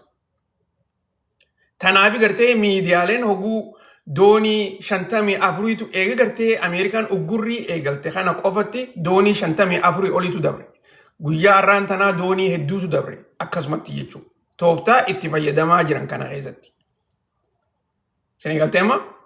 So kana keessa gartee namni cinaan gama duubaatti hogguu barreessan dooniin uggurriin odoo jirtu akkamitti dooniin 30 dabarte deengadda gartee doonii 32tu dabre jaaniiti odeessaa turan. Torbaan kana doonii 54 geessee jirti. Har'aan tanas akkasumatti dooniileen tuni dabraa jirti. Beekaa. doonii Ameerikaa qofa biizii godhu odoo hin taane dooniileen tuni gartee hojjettoonni gaa doonii tanarra jiru ifiifuu waraanninis biizii waliin taane beeytanii laal waraanninis waraanni Ameerikaatis waliin biizii taa'e jechuudha doonii tanaa wajjin. Ammas dooniilee tana gartee hogguu warra doonii tana gaggeessu doonii tana qabdee waraanni kun doonii tanarra bahuu qaba. Helikopteroota gartee itti fayyadamanii doonii tanarra bahuu qaban.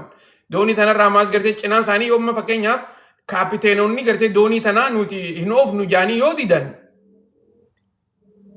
ekspertoonni gartee waraana Ameerikaadhaa doonii tana oofuu danda'uu qaban. Achirraa fuudhanii shir godhanii gartee bikka barbaadan san geessu. Okay? Tana keessatti gartee Ameerikaan haalaan waraannan isiidhaatis dadhabbii addaa keessa jiranidha. Okay? Tanaafi dooniin uggurri asii tana dhiisaati. Uggurriin gartee amma Baabal Madaabitti yoo gartee warri amma dooniileen guyyaa kaleedhaatis arraas dooniin Soomaaliyaa irraa dhufte. Doonii xixiqqoon Soomaaliyaa irraa dhufte. Baro huluma Yemen irratti gartee doonii United Arab Emirates qaban ta Gaazaa achirraa qabaniiti Soomaaliyaa geessu jira.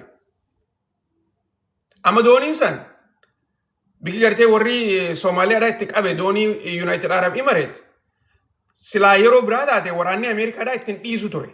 Bikka sanitti maaliif adda fagoon jiran yoo xiqqaate gartee kiiloomeetira takkaa'u gartee kiiloomeetira dhibbaa kana adda fagoon jiran. Kanattuu gartee dhaqanii qabuu hin dandeenye dhoorkullee hin dandeenye tanaanii gartee warri Iraan kuni haalaan biizii godhanii inumaatu gartee daranuu gaasa isaaniitis dooniilee barbaadanis keessa olii gad dabarfachaa jiran. Yoo wanni isinii jiruun gartee qacallotti yoo ifa isinii ta'e.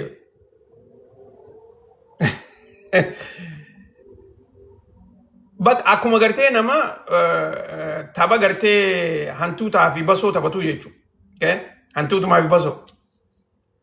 Gara kaan waa erganiiti yogguu gartee waraanni Ameerikaa gara san kute isaan gama kanaan dooniilee daddabarfachaa jiran. Laal.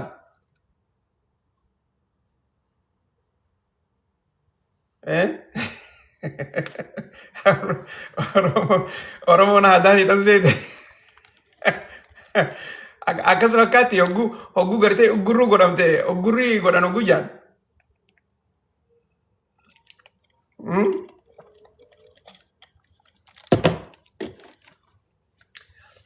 Ammas beekaa dooniileen gurguddoon tuni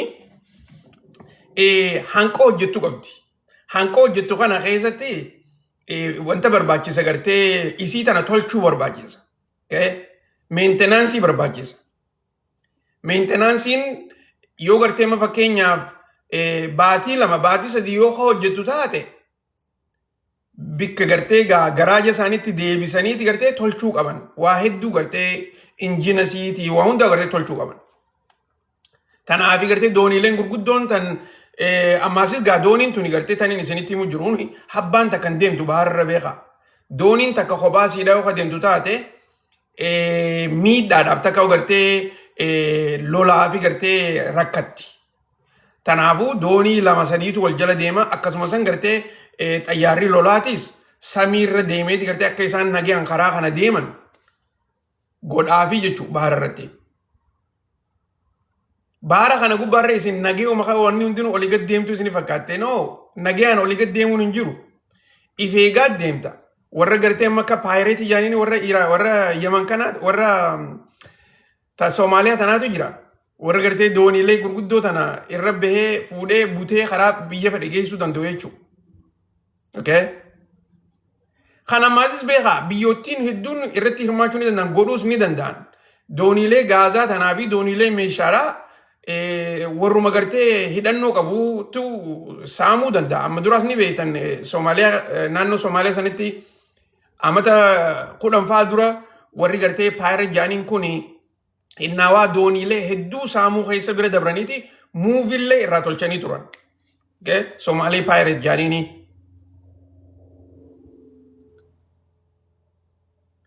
Dubagaa kana keessatti gartee mootummaan Iraan ammallee rakkachaa hin jirtudha. gaaza gurgurachaa jirti. Garuu gartee miidiyaaleen garaagaraa akka odeessaa jiranitti ikoonomiin Iiraan dadhabattee jirti. Iiraan gaaza gurgurachuu hin dandeessu. Takka ammoo gaaza oomishtu kana bikkitti walitti qabachuu danda'an hin jiruufaa jaanitti odeessaa jiran. Mootummaan Iiraan gara isaaniitiin ammoo wanni isaan jechaa jiran nuti gaaza oomishaa jiru kana inumaatu gartee bikka itti walitti qabnu takka istooreejii kan amma booda baatii lamafaa baatii sadifaa nu gahuu qabna rakkoo hin qabnu jechaa jiran. Gara kaaniin gaazonni warra Iiraan karaa gartee makiinaadhaatiin takka gartee tiraakota taankaroota tiraakaan ilaa Paakistaan faa geessanii gurgurutti jiran. Akkuma gartee reebuun tan yeroo warri Paakistaan Iiraan gargaaruudhaaf qophii godhaa jiran jedhee siin garsiise san gara hundaanuu Iiraan irraas wanni bahu Paakistaan akka seenu Paakistaan irraas wanni Iiraan barbaaddu akka dhufee seenuuf jechuudha. Kanarratti waliin hojjechaa jiran qindoominaan. Okay?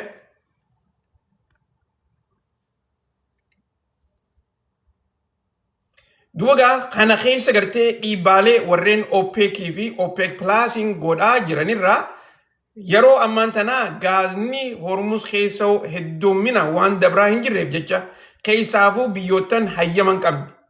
Biitii akka Bahreeni, Kuweeti, United Arab Emirates, Saudi Arabia jarreen kun hayyaman qaban. Doonileen tun Hormuz keessa dabruudhaaf. Yoo Iiraan hayyamte malee ammaasis irra hedduu biyyootan kana akka diinaatti ilaalaa waan jiraniif jecha gaazonni isaanii dabraa hin jiran. Tanarratti immoo furmaata godhuudhaaf warreen OPEC guyyaarraan tanaa akka gartee gaaza hedduu oomishan. Meembaroota isaanii takkaa'uu warreen miseensota dhaaba OPEC kana keessa jiran gaafachaati jiranii jechuudha. Okay? Gaazni oomishamu kuni yoo amma magaalaa irratti ba'e keessaafuu gartee bikke hedduutti warri dhagayaa jirtan daddafee gatii gaazaa gabbuusuudhaafii miti. Tana amma duras irraa haasofnee jirra. Rakkoon gaazaa baatii tana booda tan biyya hedduu qunnamuudhaa teessu. Uggurriin tuni yoo akkanatti itti fufuu taate biyya hedduutu rakkachuudhaaf deema. Kanarratti furmaata godhuudhaaf gaaza gartee ammaan tana daranuu akka ol kaasanii oomishan takkaa'ugaa magaalaadhaaf dhiyeessan godhaati jiranidha. Garuu akka fedhanillee yoo godhan akka barbaadanitti gaazni kuni bikka barbaadu san hin ga'u. Biyyootan barbaadu san hin ga'u. Rakkoo hamtuutu gartee isaan kana qunnamaa jira jaanitti gaa odeessaa jiranii jechuudha. Okay?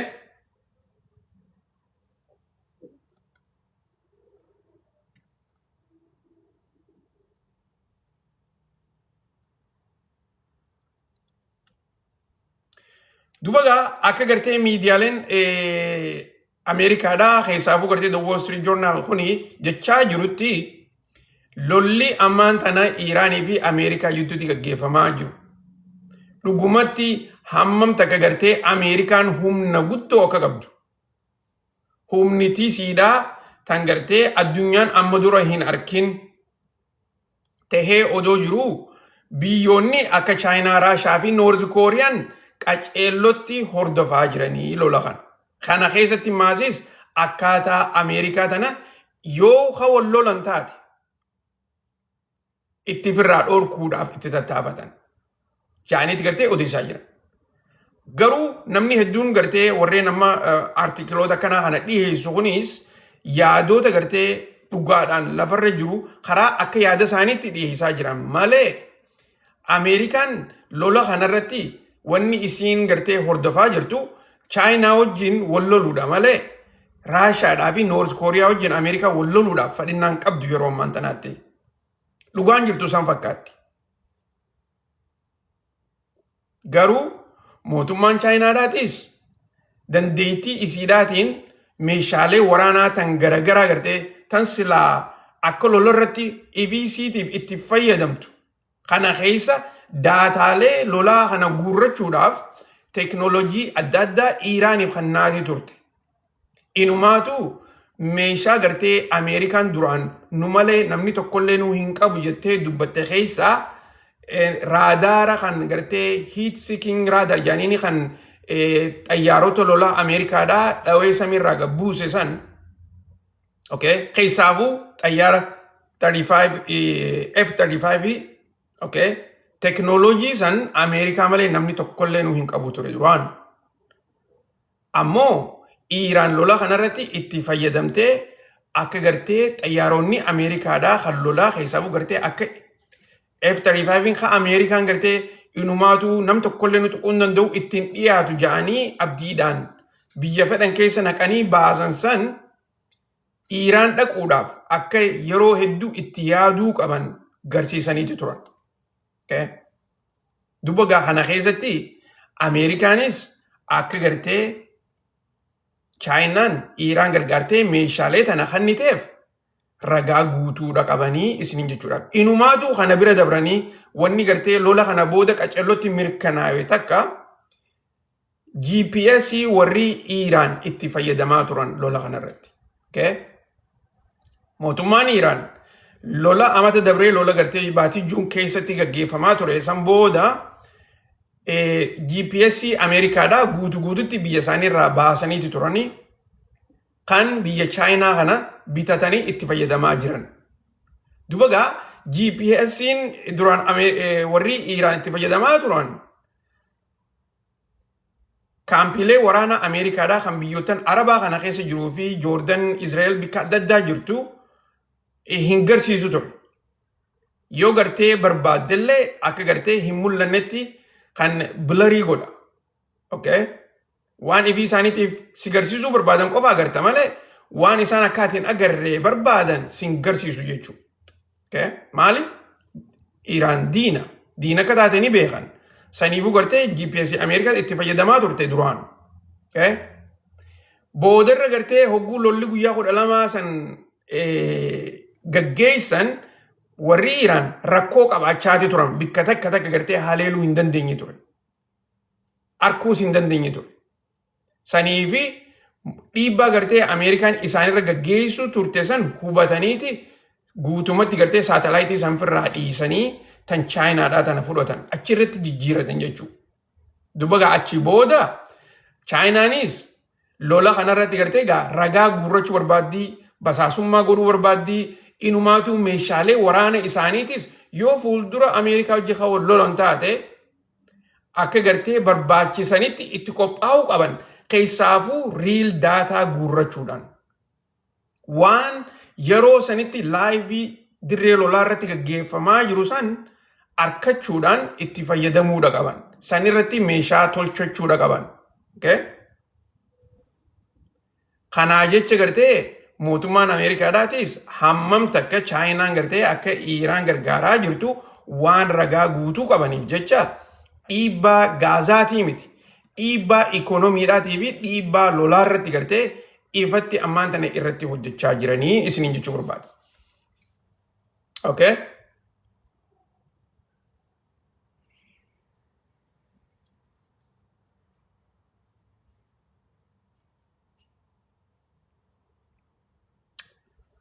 Na dhagaa jirtanii dhiiroo warri mana keessa jirtan gaana isin garsiisuun barbaadu na dhagaa jirtan taaptaap godhaa warreen ammaan tana dhufaa jirtan oduurra jirraa dhiyaadhaa karaa mana keessaniiti kan dhufaa jirtanii harka keessaniin taaptaap godhaa koppiliin godhaa sheer godhaa warreen gartee yuutuubis amma dura dheexanii faaloo takkaa'u sabskraayibiin godhin dhaqaa sabskraayibii godhaadha akkasuma sanitti gaa karaa kanaanis dhiyaattanii chaanal kanaas faaloo godhuudhaan karaa feesbuukiitiinis dheexanii faaloo godhuudhaan oduulee karaa barruutiinis karaa sagaleetiinis akka isinii dabarsinu hordofaatitii waan ammaan tana deemaa jiru hubannoo godhachuun hedduu gaariidha jenneetiyan.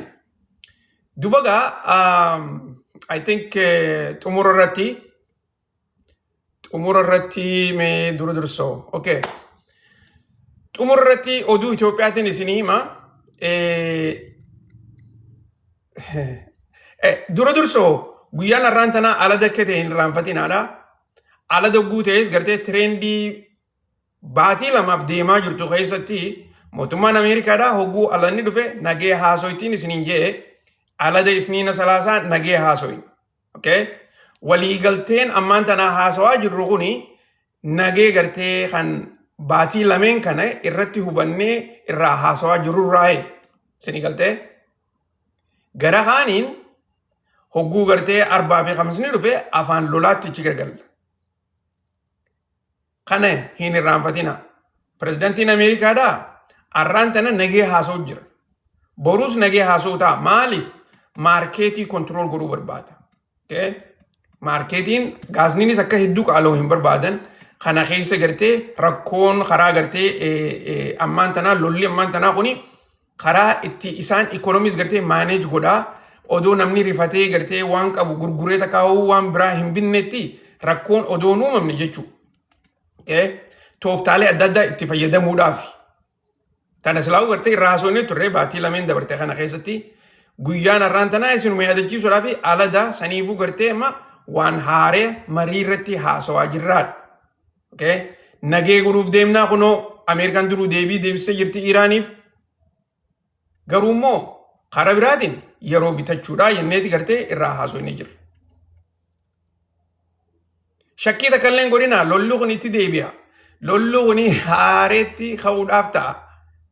Kana keessa agartee lolli kun akka deebi'urraa akka gammachuu qabnu isinitti fakkaatiin garuu immoo lolli kun akka deebi'uuf deemu haasa'u guyyaa har'aan tanaa Natanyaa'uun haasawaa ture. Inumaatu gartee sanirraa illee waa xiqqoo haasa'uu hin barbaanne garuu immoo hammam takka gartee lolaaf akka qophii godhaa jiran reefuun tana ragaa wanniin isin garsiise meeshaalee waraanaa dillisan dhufuun isiidhaa lolumaaf qophaa'uudhaa isiniin jechuudhaaf.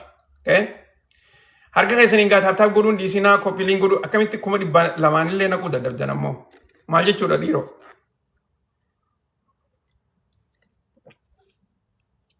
Kuma 200 naquu dadhabdanimi? Warri mana keessa jiru kan isinii qoodan 500 isiniin ja'an. Isin ammoo 200 illee naquu dadhabdan.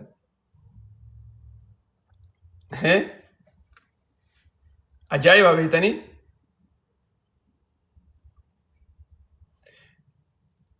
Warri mana keessa jiru isiniin jeebar anaa miti kan 200,500 godhuu qabna jechaa ture. Isiniitu jee. Saniifuu harka keessaniin taaptaa godhaa, koppiliin godhaa, wali sheer godhaadhaa. Egaa mee oduu biyya teenyaatis yeroo hedduu gartee oduu biyya teenyaatis ni jettan hogguu gartee akkanatti miidiyaan oduu gartee ragaadhaan gabbaasu irraa dubbachuun naman dhibdu. Garuu immoo oduun ja'anii tuni gartee hedduu nama rakkisiifti irraa dubbachuudhaafi dhugaa biyyi teenya rakkoo qabdi. Rakkoon biyya teenyaa gartee namayyuu quba qabdan rakkoo akka qabdu. Biyyi teenya rakkoo security akkuma gaa biyyootan hedduu biyyootan biraatti rakkoo biyyootan biraa qabdu odoo qabdu san daran ammoo haalata adda addaa keessatti gartee rakkoo hedduutu jira biyya teenya keessa. Sanirraa gartee nam tokkolleenu akka hin jirretti gartee akka biyyi teenya ifa biyyi teenya nagee qabdi biyyi teenya akkas jechuun biyya waan taateef jecha yeroo hundaa gartee rakkoon takka ni jirti biyyuma hunda keessa. Garuu oduun gartee the reporters miidiyaan gartee the reporter jaaniin kuni arraan tana qabatee as beentuni akka malee nama ajaa'ibsiifti. Dhugumatti gartee oduun tuni akka jettutti mootummaan aangaa'onni mootummaa Itoophiyaadhaa inumaatu gartee tooppikii guddaadha gartee artikilee front page godhaniiti gadhiisan. Aangaa'onni mootummaa Itoophiyaadhaa qondaalonni mootummaa Itoophiyaadhaatii fi wallistoonni mootummaa Itoophiyaadhaa yoo xiqqaate doolaara birrii biiliyeena 98 haa ga'u. Birrii biiliyeena 98 haa ga'u nyaataniiti jiranii, dhabamsiisaniiti jiranii, adda hirataniiti jiranii jaaniiti ibsaa jiran. Dhiiroo na dhagayaa jirtanii. Tuni waan mootummaan Itoophiyaadhaa mataasiitiif karaa gartee kontirooloraatiin karaa dhaabbata akkaawuntii mootummaadhaa hordofu saniin mirkanaawe jaaniidhaa miti. Kuni ibsa mootummaan mataan isiidhaa jechaa jirtu. Mootummaa mataasiitu jechaa jira. Mootummaan mataan isiidhaa Aangaa'onni mootummaatii fi akkasumas wallistoonni mootummaadhaa birrii biiliyeena 98 nyaatanii jiranii jechaa jiran. Mee isinuu herragaa biiliyeena 98 xiqqoo malee miiliyeena 800 oli doolaaratti birrii biiliyeena takka jechaan jirru beekaa. Birrii biiliyeena 98.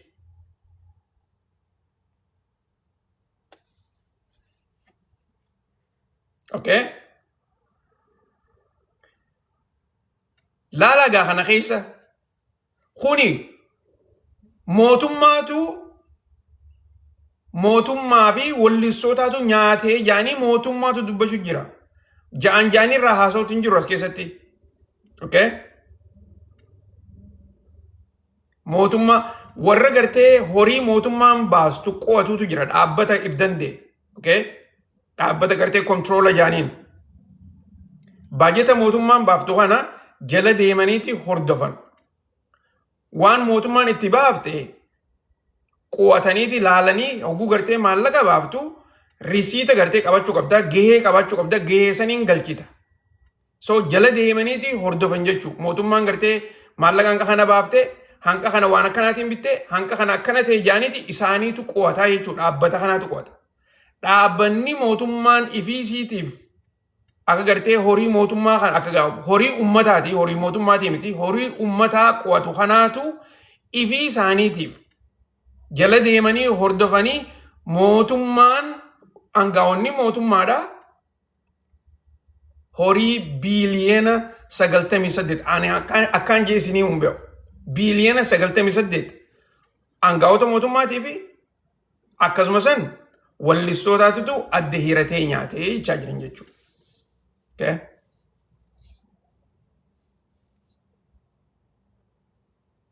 Hogguu gartee waan akkanaa tana dhageesse dhiiroo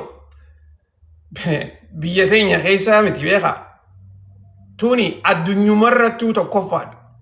Okay? Addunyumarrattuu biyya teenya qofaa miti Afrikaa qofaa miti addunyumarrattiin isin jechuu jira. Achi ol kaaftanii ilaaluu danda'uu qabdan. Okay? Biitii addunyaadhaa tan gartee aangaa'onni mootummaadhaatii fi wallistoonni yoo xiqqaate doolaara miiliyoona 100 takka itti nyaatan yoo dhageessan as baasaa. Yoo dhageessan doolaara miiliyoona 100 takka jechuutti hin jira beeytanii lakkoofsa xixiqqaa irraa dubbachuutti hin jiru. Okay? Tanaafi gartee warreen adda addaa hogguu abaloo baluu aangaa'onni abaloo baluu mana United Arab Emirates irraa mana qaba. Ameerikaa keessa mana bitatee jira. Makiina akkasii oofa obboleeyyan isaa maal oofan jinni jaanii hogguu haasawan. Okay? Duraanillee gartee nama tokko tokkoof ifaa miti. Maaliif dhugatti gartee namni kuni gubboollee yoo nyaate karaa sabsabtummaan san gartee jiraattee gubboo yoo nyaatu taate gubboon tuni dila kana gartee horii namaa ni gootii waan akkana mul'atu kana jettee qalbiidhaan laaltee ragaadhaas wali fiddee dhugaa sii ta'uu hin danda'u. Maaliif isaanii gartee mana miiliyoona 7 mana miiliyoona 10 United Arab Emirates keessatti bitatu nama hedduudhaatu jira warreen mootummaa tanaaf hojjetan jechuudha. Okay? Doolaaraan isin jechuun jira beetanii mana doolaara miiliyoona 10 warra bitateetu jira. Eessatti United Arab Emirates keessatti. Okay? Warreen gaa doolaara miiliyoona 1-2 gartee kaandoodhaa fi bikka adda addaa bitate hedduudha san dhiisaa. Warreen warshaa qabus hedduudhaatu jira. Okay? Garuu deebitanii biiliyoona 98. Okay? Biiliyoona 98 jechuun silaa gartee dhaabbanni dhuunfaadhaa fakkeenyaaf dhaabbanni non-profit organizationii jiraatee akkanatti gartee waan mootummaan jettu saaxilu je'e cinaan gartee dhugaadha cinaan ammoo rakkoodha faa jettee gartee fudhachuu ni dandeessa takkaa'u gartee waan ni jira miti hamma dandeessutti yoo dhugaallee ta'uu baate wanni isaan jaansan miiliyoona 70 biliyoona 70 yoo ta'e maallaqa guddaadha jechuu ni dandeessa. Kun immoo akkana jechaa jiru dhaabbata mootummaati wanni ani isiniif ibsuu barbaadu gartee wanni irra deddeebi'u jirus dhaabbata mootummaatu akkana jechaa jira isin jechuu barbaadeeti. Isaanu gartee amma ol kaasanii nutti himutti hin jiran beeka. Xiqqeessaniiti xiqqeenyuma irratti gartee doolaara birrii biliyoona 98 wanni isaan jaan kun xiqqeessaniiti nutti himuu isaaniiti malee guddisanii nutti himuu isaaniiti miti. Yeroo hundaa'u dhaabbanni mootummaadhaa waan ragaa harkaa qabu irratti xiyyeeffateeti hojjeta. Amma fakkeenyaaf yoo gartee maallaqa kana eenyufaatus nyaate jala gabbuutee gartee hallaaltu yoo jiraate yoo gartee gaaffii akkasiisan mootummaan baruu ni dandeessi baruu ni dandeessi. Mootummaan jara san hunda qabdee maniidhaa naquu ni dandeessi naquu ni dandeessi. Yoo hin naqnellee horii kana akka deebisan godhuu ni dandeessi ni dandeessi. Yoo fedhinnaa qabaatte. Yoo fedhinnaa qabaatte. Dhaabbanni mootummaadhaa immoo horii akkanaatutu nyaadhame hogguu jaanii dubbatan. Dhugumatti gartee yoo fakkeenyaaf harka 100 harka 50 kan dhugaa himan taate takkaa'uu gartee harka 100 harka 50 qofa ragaadhaan hanqa kana yoo ta'e taate horii biraatu jira jechuu kan gartee isaan ragaa itti qabaachuu hin danda'in ammoo akka nyaadhamee jiru ha beekan jechuu. Lakkoofsi sangaa eessa gahaa jechuu yoo xiqqaate gaamma horii kanaan amma dachaafaa ta'uu ni danda'a beeka. So saaminsi biyya san keessatti gaggeeffamaa jiru saaminsa sablaadhaa miti isiniin jechuudhaaf. Saaminsa gartee namni xixiqqaan akkanumatti gartee milishaadhaa jecha maallaqa guguraa jiran. Kan aangaa'onni mootummaatu akkana maallaqa uummataa nyaachaa jiran maaliif milishaadhaa fi taaksiidhaa fi waan adda adda yaanii maaliif namarraa maallaqa guuran? Maaliif barbaachisa?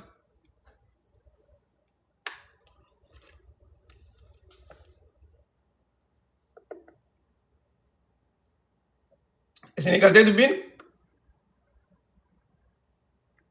maaliif barbaachisa durso?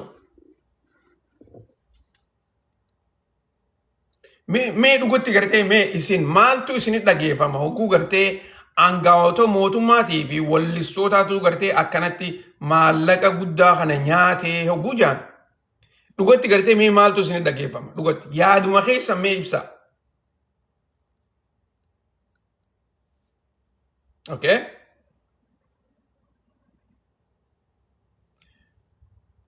Warri mana keessa jirtan warri gartee harka baastanii jirtan dhugatti mee xiqqoo carraa isiniif hin kennaa.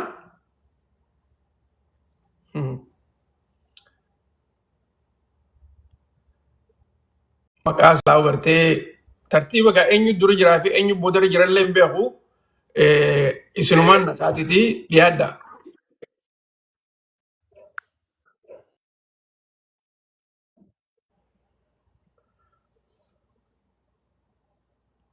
Okay.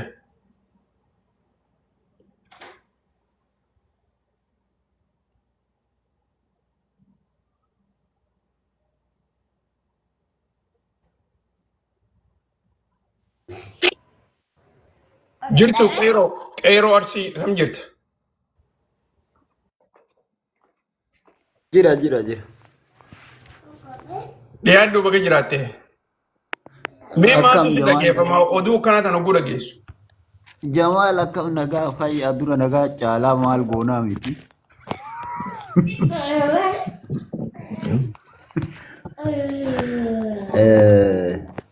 Wanni nama dhagahamu waan kanallee jedhee nama himuu hin danda'u.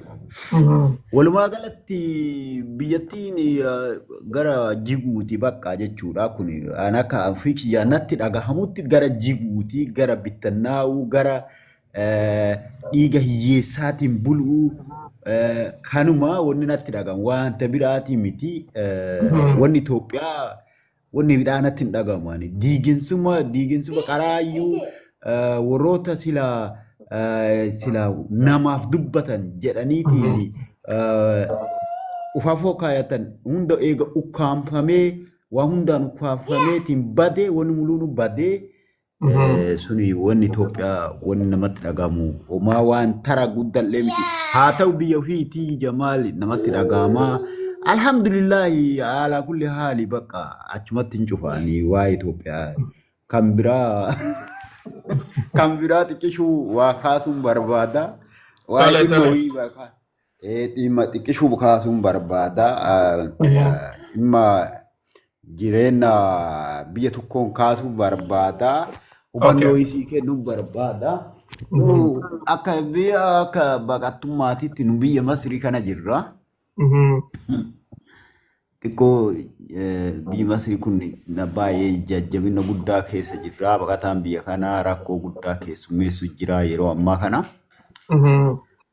Wanni kanneen xiqqoo isii osoo irraa nuuf dubbattanii akka biyyaati akka baqataa biyya ifa irra jiruutitti biyya dimokiraasii irra jirtaniititti akka koomineetii jirtutti gara hundatti nuuf iyyitanii wannoota akkanaa kanneen leessin barsiisuun barbaannaa.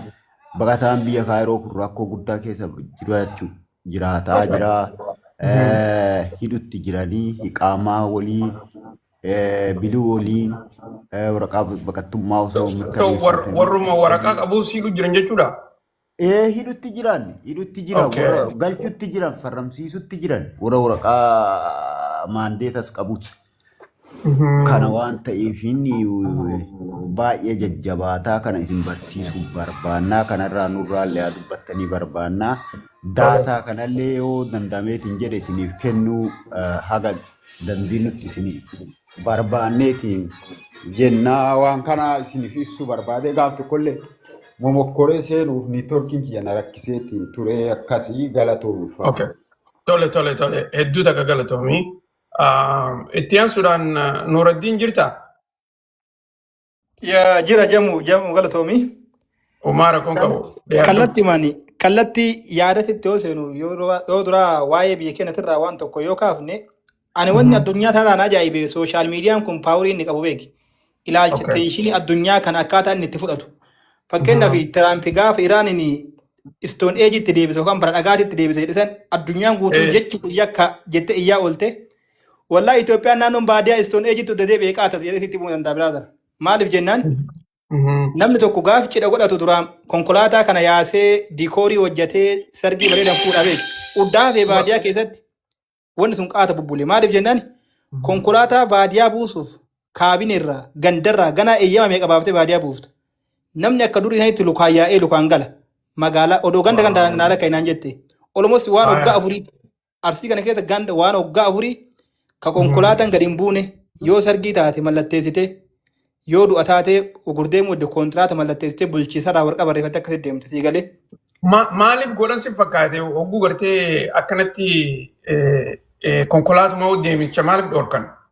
Sababni isaan dhiyeeffatanii sababa kana keessatti waraanni huura jiru yaabbatee ol dhufaa. Kanaafuyyuu achumaan dhaabadhaan uummataaf waraana irra illee maaqabii kaayan jechuudha walumaa galatti. Waggaa tokko namni gaaf duraatan ji'arra gadhiifamaa torbaan gadhiifama dhuma jedhu waggaa 4-5 yoo xiqqaate aana maloodee tusaa ganda miidhuma jechuudha. Gandi 5-6 tokkoffaa motora dhoogganii motora irraa konkolaataa dhoogganii konkolaataa fe'umsaa maal dhoogganii guutuu isaa dhoogganii. Saniif kasi gaddisiisu. Kasan caalaa si gaddisiisu waa'ee ambulaansiiti. Ambulaansiin murtiif hin deemti. Namni ambulaansiin deemuu sodaatee algaan akka duraanitti tolfa'aa jira. Maaliif ambulaansiin deemuu sodaatan si fakkaate? Ambulaansii kan itti fayyadamu poolisoota. Poolisiin poolisaatitu akka geejjibaa nagayaatti itti fayyadama jechuudha ambulaansii. Yoo kana warri fuuraa maal godha ambulaansii dhowwee eegale. Tasa keessa dhayamnaaf namni ambulaansiin ajaju amma. Maal hojjeessite yaa wajjabduu? Wallaahi dhuguma. Qo'isitti kana ragaa keessan sii barreessaa qo'i ganda hojiin ragaa isaa guutuu. Ayyee. Namni ambulaansiin deemuu sodaatee haga bakka yoo akkasittuu konkolaataa kaan wayyadhaa jira. Konkolaataa amma yeroo cidhaa kana waraqaa barreeffattee itti gaafatamummaa fudhattee nama ganaan deemuu namni ganaa kun waraqaa eenyummaan qaba jettee namni waraqaa eenyummaa koppii sii kenne akkasii feetee deemtan. Like Kana jechuun Stone Age mee garaagarummaan qabaa Jamaal. Uummata akka garaagarummaan qabu beeki. Dhugumatti Nam Stone Age san. Dhugumatti Stone Age Wallah bar. barti gaddisiisa bar. Dhuga Ganni dhuga. keenya duraan olumus karaan angidee xiqqeennaa hin beekaa gata kan lukaan deemaa garuu udda lukaan deemuun dhiifamee namni lukaan deemuu dagatee qananii barate qaata. Garuu waggaa Dhuga. afur lukadda ce'am waggaa afuriif lukadda ce'e. Bulchaan gandaa Wow. gaafachuu hin dhiifne bulchaan gandaa dhaqee qabatu maal jedhaniin waan tokko nu mallatteessidha warri aanaa kun maal isin mallatteessidhuun tasa ta'ee konkolaataa kana waraanni huuraa yaabbateen dhufu di mallatteessidhaan namni maal jedhee mana kana akkamiin mallatteessita hin dandeettu kana mallatteessu Dhibaadha yaa nama dhibaa. kanaa mannaa dhiisumoo jedhanii namni mallatteessidha mannaa waggaa afur konkolaataan addaan galee ganda hedduu jechuudha. Kanaaf Mee naa barreessi gama duubaatiin irra ragaa deebinee guutuu haasofnaa ragaa waan guutuu kana. sii barreessa ragaa guutuu sii barreessa gara Tole keessatti ayyee tole hedduu takka ayyee galatoomi. Jamaal kenna galatoomi ayyee Okay fayyaa naa ta'e. okay. Wow hedduu nama gaddisiisa dubartii abdii jirta akkam yaaddu Jamsu kiyyaa akkam dhagaatti jirra kun akkam jirtaati. nagaa kuuta alhamdulillah. Na dhageessa. Ni dhaga'amami sagaleen Sagalee ol fuudhe kutakka. okay ni dhaga'amami sagaleen kiyya Waa xiqqoo ol fuudhe xiqqoo gartee dilasanii miti.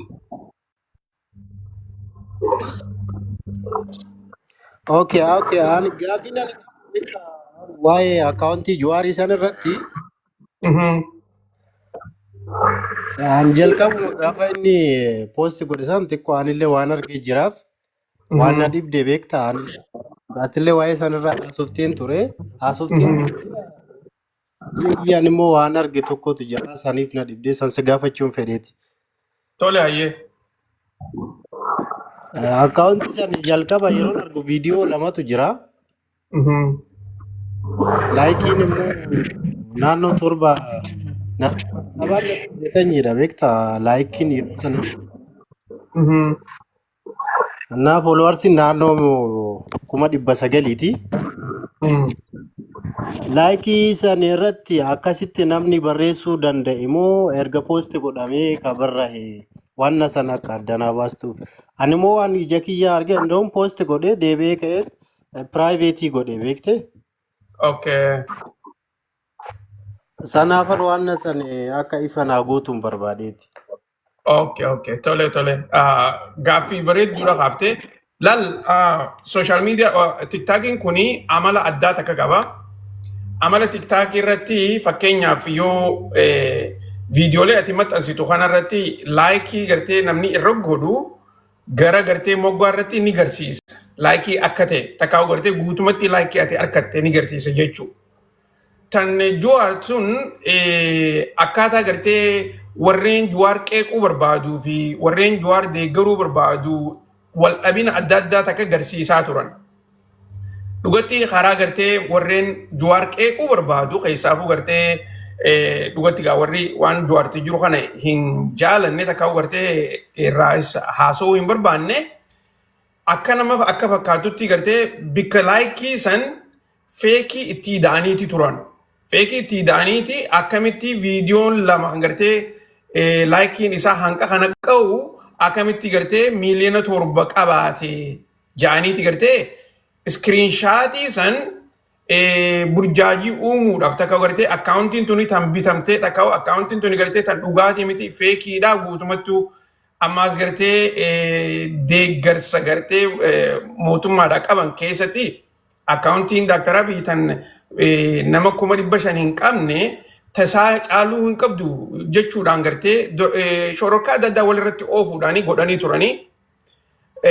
Kunigaa waan silaa gartee wal dhibuu miti maaliif mirkaneessuudhaaf dhugaa laaluu yoo barbaadde wanni ati godhuu qabdu peejii Juwaarumarra deeyxeeti gama duubaa xuyixee laaltaa achirratti gartee dhugaan jirtu ifa tahaa jechuudha. Maaliif dhugaan peejii Juwaararratti gartee oguu deeyxanii laaltan anillee iskiriinshaatii godhee asirratti illee fideetiin ture yeroo sanitti laayikiin isaa miiliyoona 1 hin geenye ture. Ammoo gaa warreen gartee karaa feesbuukiitiin olii gad oofaa jiran ifiifuu gartee haasxaa adda addaa itti godhanii akka gartee miiliyoona 7tti fakkeessaniiti. Saniifuu walumaa galatti warruma gartee isa qeequu barbaaduu fi isa dura dhaabbachuu barbaadutu waan akkanaa tana gaggeessaa jira. So wanni gartee dhugaadha peejuma Jawaar irra dheeyxee baruudha malee tan isaan poosti godhaniif yeroo takka takka oguu namni poosti godhe ni ilaalta ammoo achi dhiiftee deemtee gartee bikka dhugaa san dheeyxee mirkaneeffachuun hedduu gaarii. Amma asis gartee ani gama duubaatiinis nama hedduutu gartee waan adda addaa natti erguu birallee dabranii gartee ani viidiyoolee AI'tis akka gartee isaan laalanii hubatanitti fuudhee gartee gama as fidee irraa haasa'uun barbaadu maaliif viidiyoo sanii ilaalaa ni mirkaneessa wanni kun gartee dhugamoo AI'dha adda baradhee jechuudha. Oduulee bikka adda addaatti harkaniis gartee namni natti ergaa Jamaalaatiis waan akkanaa harkuu qabdaa takkaa irraa dubbadhu jaanii gartee natti erganii sanis oduu dhugaadhaa sobaa akka taate gartee eegaan mirkaneeffadhee booda anillee gartee barbaadeetiin akkasitti irraa dubbadhaa jechuudha. Saniifuu gartee irra hedduun waanuma namni tooftaalee adda addaa itti fayyadamuudhaaf godhe waan dhugaarratti gartee hundaa'ee miti san akkasitti gartee ifatti beekuun gaariidha isiniin jechuudhaaf. Tana keessa gartee waniin irra deebi'ee isin yaadachiisuu barbaadu dhugaa Jawaar nuti amanuudhaaf warra gartee Amaara takkaa'uu gartee warra afaan Amaaraa haasa'u irra dhaga'uun irra hin jiru. Amaarri nuti himuun irra hin jiru dhugaa Jawaar dhaguudhaaf. Dhugaa Jawaar nuti ni beekna. Akkasumas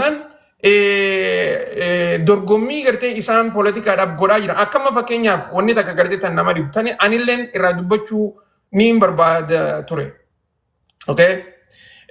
Fakkeenyaaf michiyyoo boonii tan gartee torbaan kana keessa duute sanirraa waan takka lamsila anilleen jechuu barbaadeetu ture garuu carraa hin argan. Sanirratti gartee amma anilleen jechuun barbaada.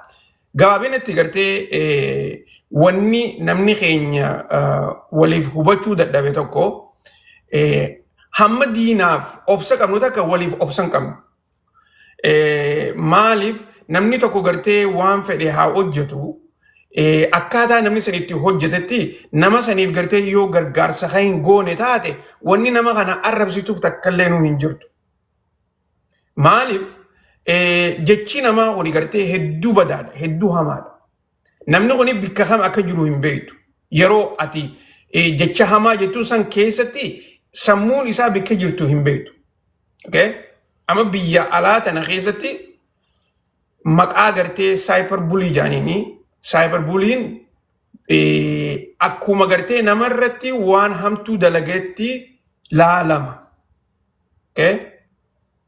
Qacaloon na dhageeffadhaa.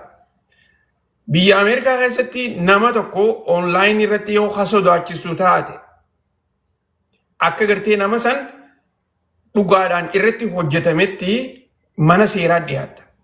Itti gaafatamta. Amma yeroo takka takka oguu gartee waan akkanaa kanarraa haasa'u ijoolleen teenya warreen biyya jiru warreen gartee biyya jiru ammas sooshaal miidiyaa gubbaarratti viidiyoolee garaagaraa gartee maxxansanii viidiyoon heerri biyya tanaa akkasii heerri biyya Ameerikaa akkasii heerri jinnii akkasii jaanii warreen gartee humaa takka barnoota waan heera biyya Ameerikaadhaa quba hin qabne irraa ni haasawan. Viidiyoo akkasii san faanatti ergan. Nagee gartee maarreen heera hin jiru heera Ameerikaa keessatti nama feete arrabsuu ni dandeessa. Nama arrabsuun rakkoodhaa miti. Garuu immoo nama kana gartee bikki arrabni kuni daangaa inni dabruu danda'utu jira. Keessaafuu gartee namaan ifajjeesi akkas jii kuni heeratti itti gaafatamta. Nama arrabsuun rakkoo takka illee hin qabu. Namni hedduun aboloo arrabsiteetitti mana seeraa dhiyeessi maarree godhi jaanii waan akkasii viidiyoo fa'aa dalaganii gartee san fa'aatu gama duubaatiin natti argitan. Nama arrabsuun rakkoo takka illee hin qabdu. Garuu immoo nama kanaan gartee ifajjeesi jechuun biyya tana keessatti nama hedduutu akkasitti mana seeraatti dhiyaatee murtiin itti hannamtee jira. Warra gartee namaan akkasitti itti barreessee ifajjeesi jeeni namni kun gartee haalaataan isaan waatti fudhatan murtee isaadha beekaa. Haalaataa sanitti gartee fudhatee namni kuni ifajjeesee booda tekstii jala deemanii instant messenger jala deemanii koomentii jala deemanii hogguu laalan nama akkanaa kanaatutu nama gartee inumaatu waan biraa takkaan isiniin qacaloo dhageeffadhaa garuu amata lama dura michiyyoo takkaatutu ifajjeesse. Miciyyoon tuni gartee urmiin siidaa amata 16 hin geessu. Amata 15 wayi. Miciyyoon tuni Facebook irra jirti akkasumas san gartee bikka adda addaa irratti gaa akkuma namayyuutti gartee akkaawuntii qabdi. Okay? Namni michiyyoo tana gama duubaatii jala deemee koomentii isii irratti inbaaksiidhaan akka isiin ifajjeestu. Okay? Itti barreessaa godhaa ture eenyu isiniif fakkaatti?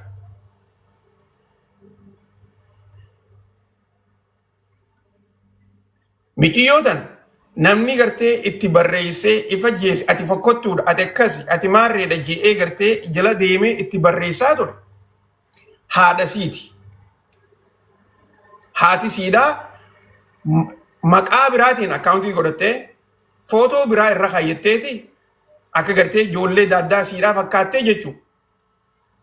Ati akkasi ati maarreedha ati jinniidha jetteeni haati tuni arrabsaa turte yeroo dheertuudhaaf.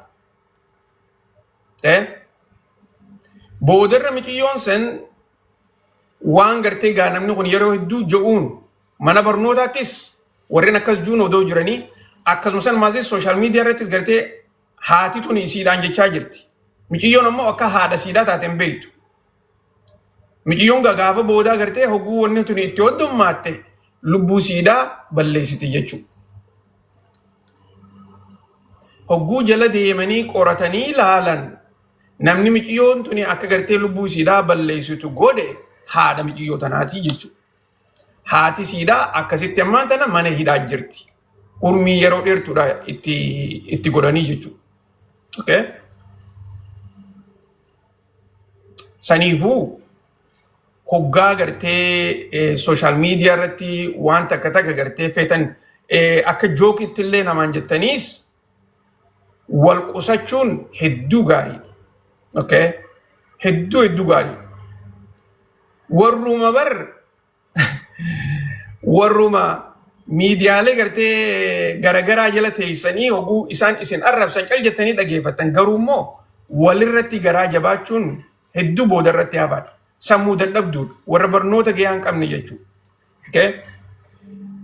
Kanaafuu obboleeyyan keenya waa hedduurraa gartee barnoota fudhachuun gaariidha. Walitti garaa jabaachuun gaariidha miti. Akkasuma sanitti gartee wal cinaa dhaabbachuu hogguu jennu waan Oromoodhaa gargaara hogguun isiniin jiru.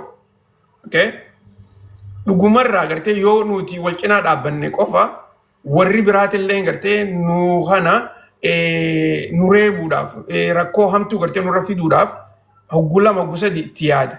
Kana gartee beekuu qabdanii ture gartee egaan live irra jiru niin deema ammaan tana booda gartee yoo niin carraa harkadhee dhufee bikka gartee ammaan tana irra dhaabne kanarraa ni eegalla keessaafuu gartee marii godhuun nutti amala ta'uu qaba akkumaan isiniin jetti jechoota hamaadhaan wal arrabsuudhaan wal tuffachuudhaan if duuba gartee wal harkisuu kana dhiifnee wal jaaruu irratti wal guddisuu irratti wal cinaa dhaabbachuu irratti yoo yeroo teenye dabarsine nuufis gaariidha akkasuma san gartee obboleeyyan keenyaafis gaariidha isiniin jenna bikka jirtanitti nagaa fayyaa isin bira dhiifna oduun akkuma gartee amma quba qabdanitti jijjiiramni jiraannan booda laayivii dhufee isiniifin himaa takkaa gartee marii teenya tana itti fufnaan isiniin jaa ammaaf nagee jiraadhaa.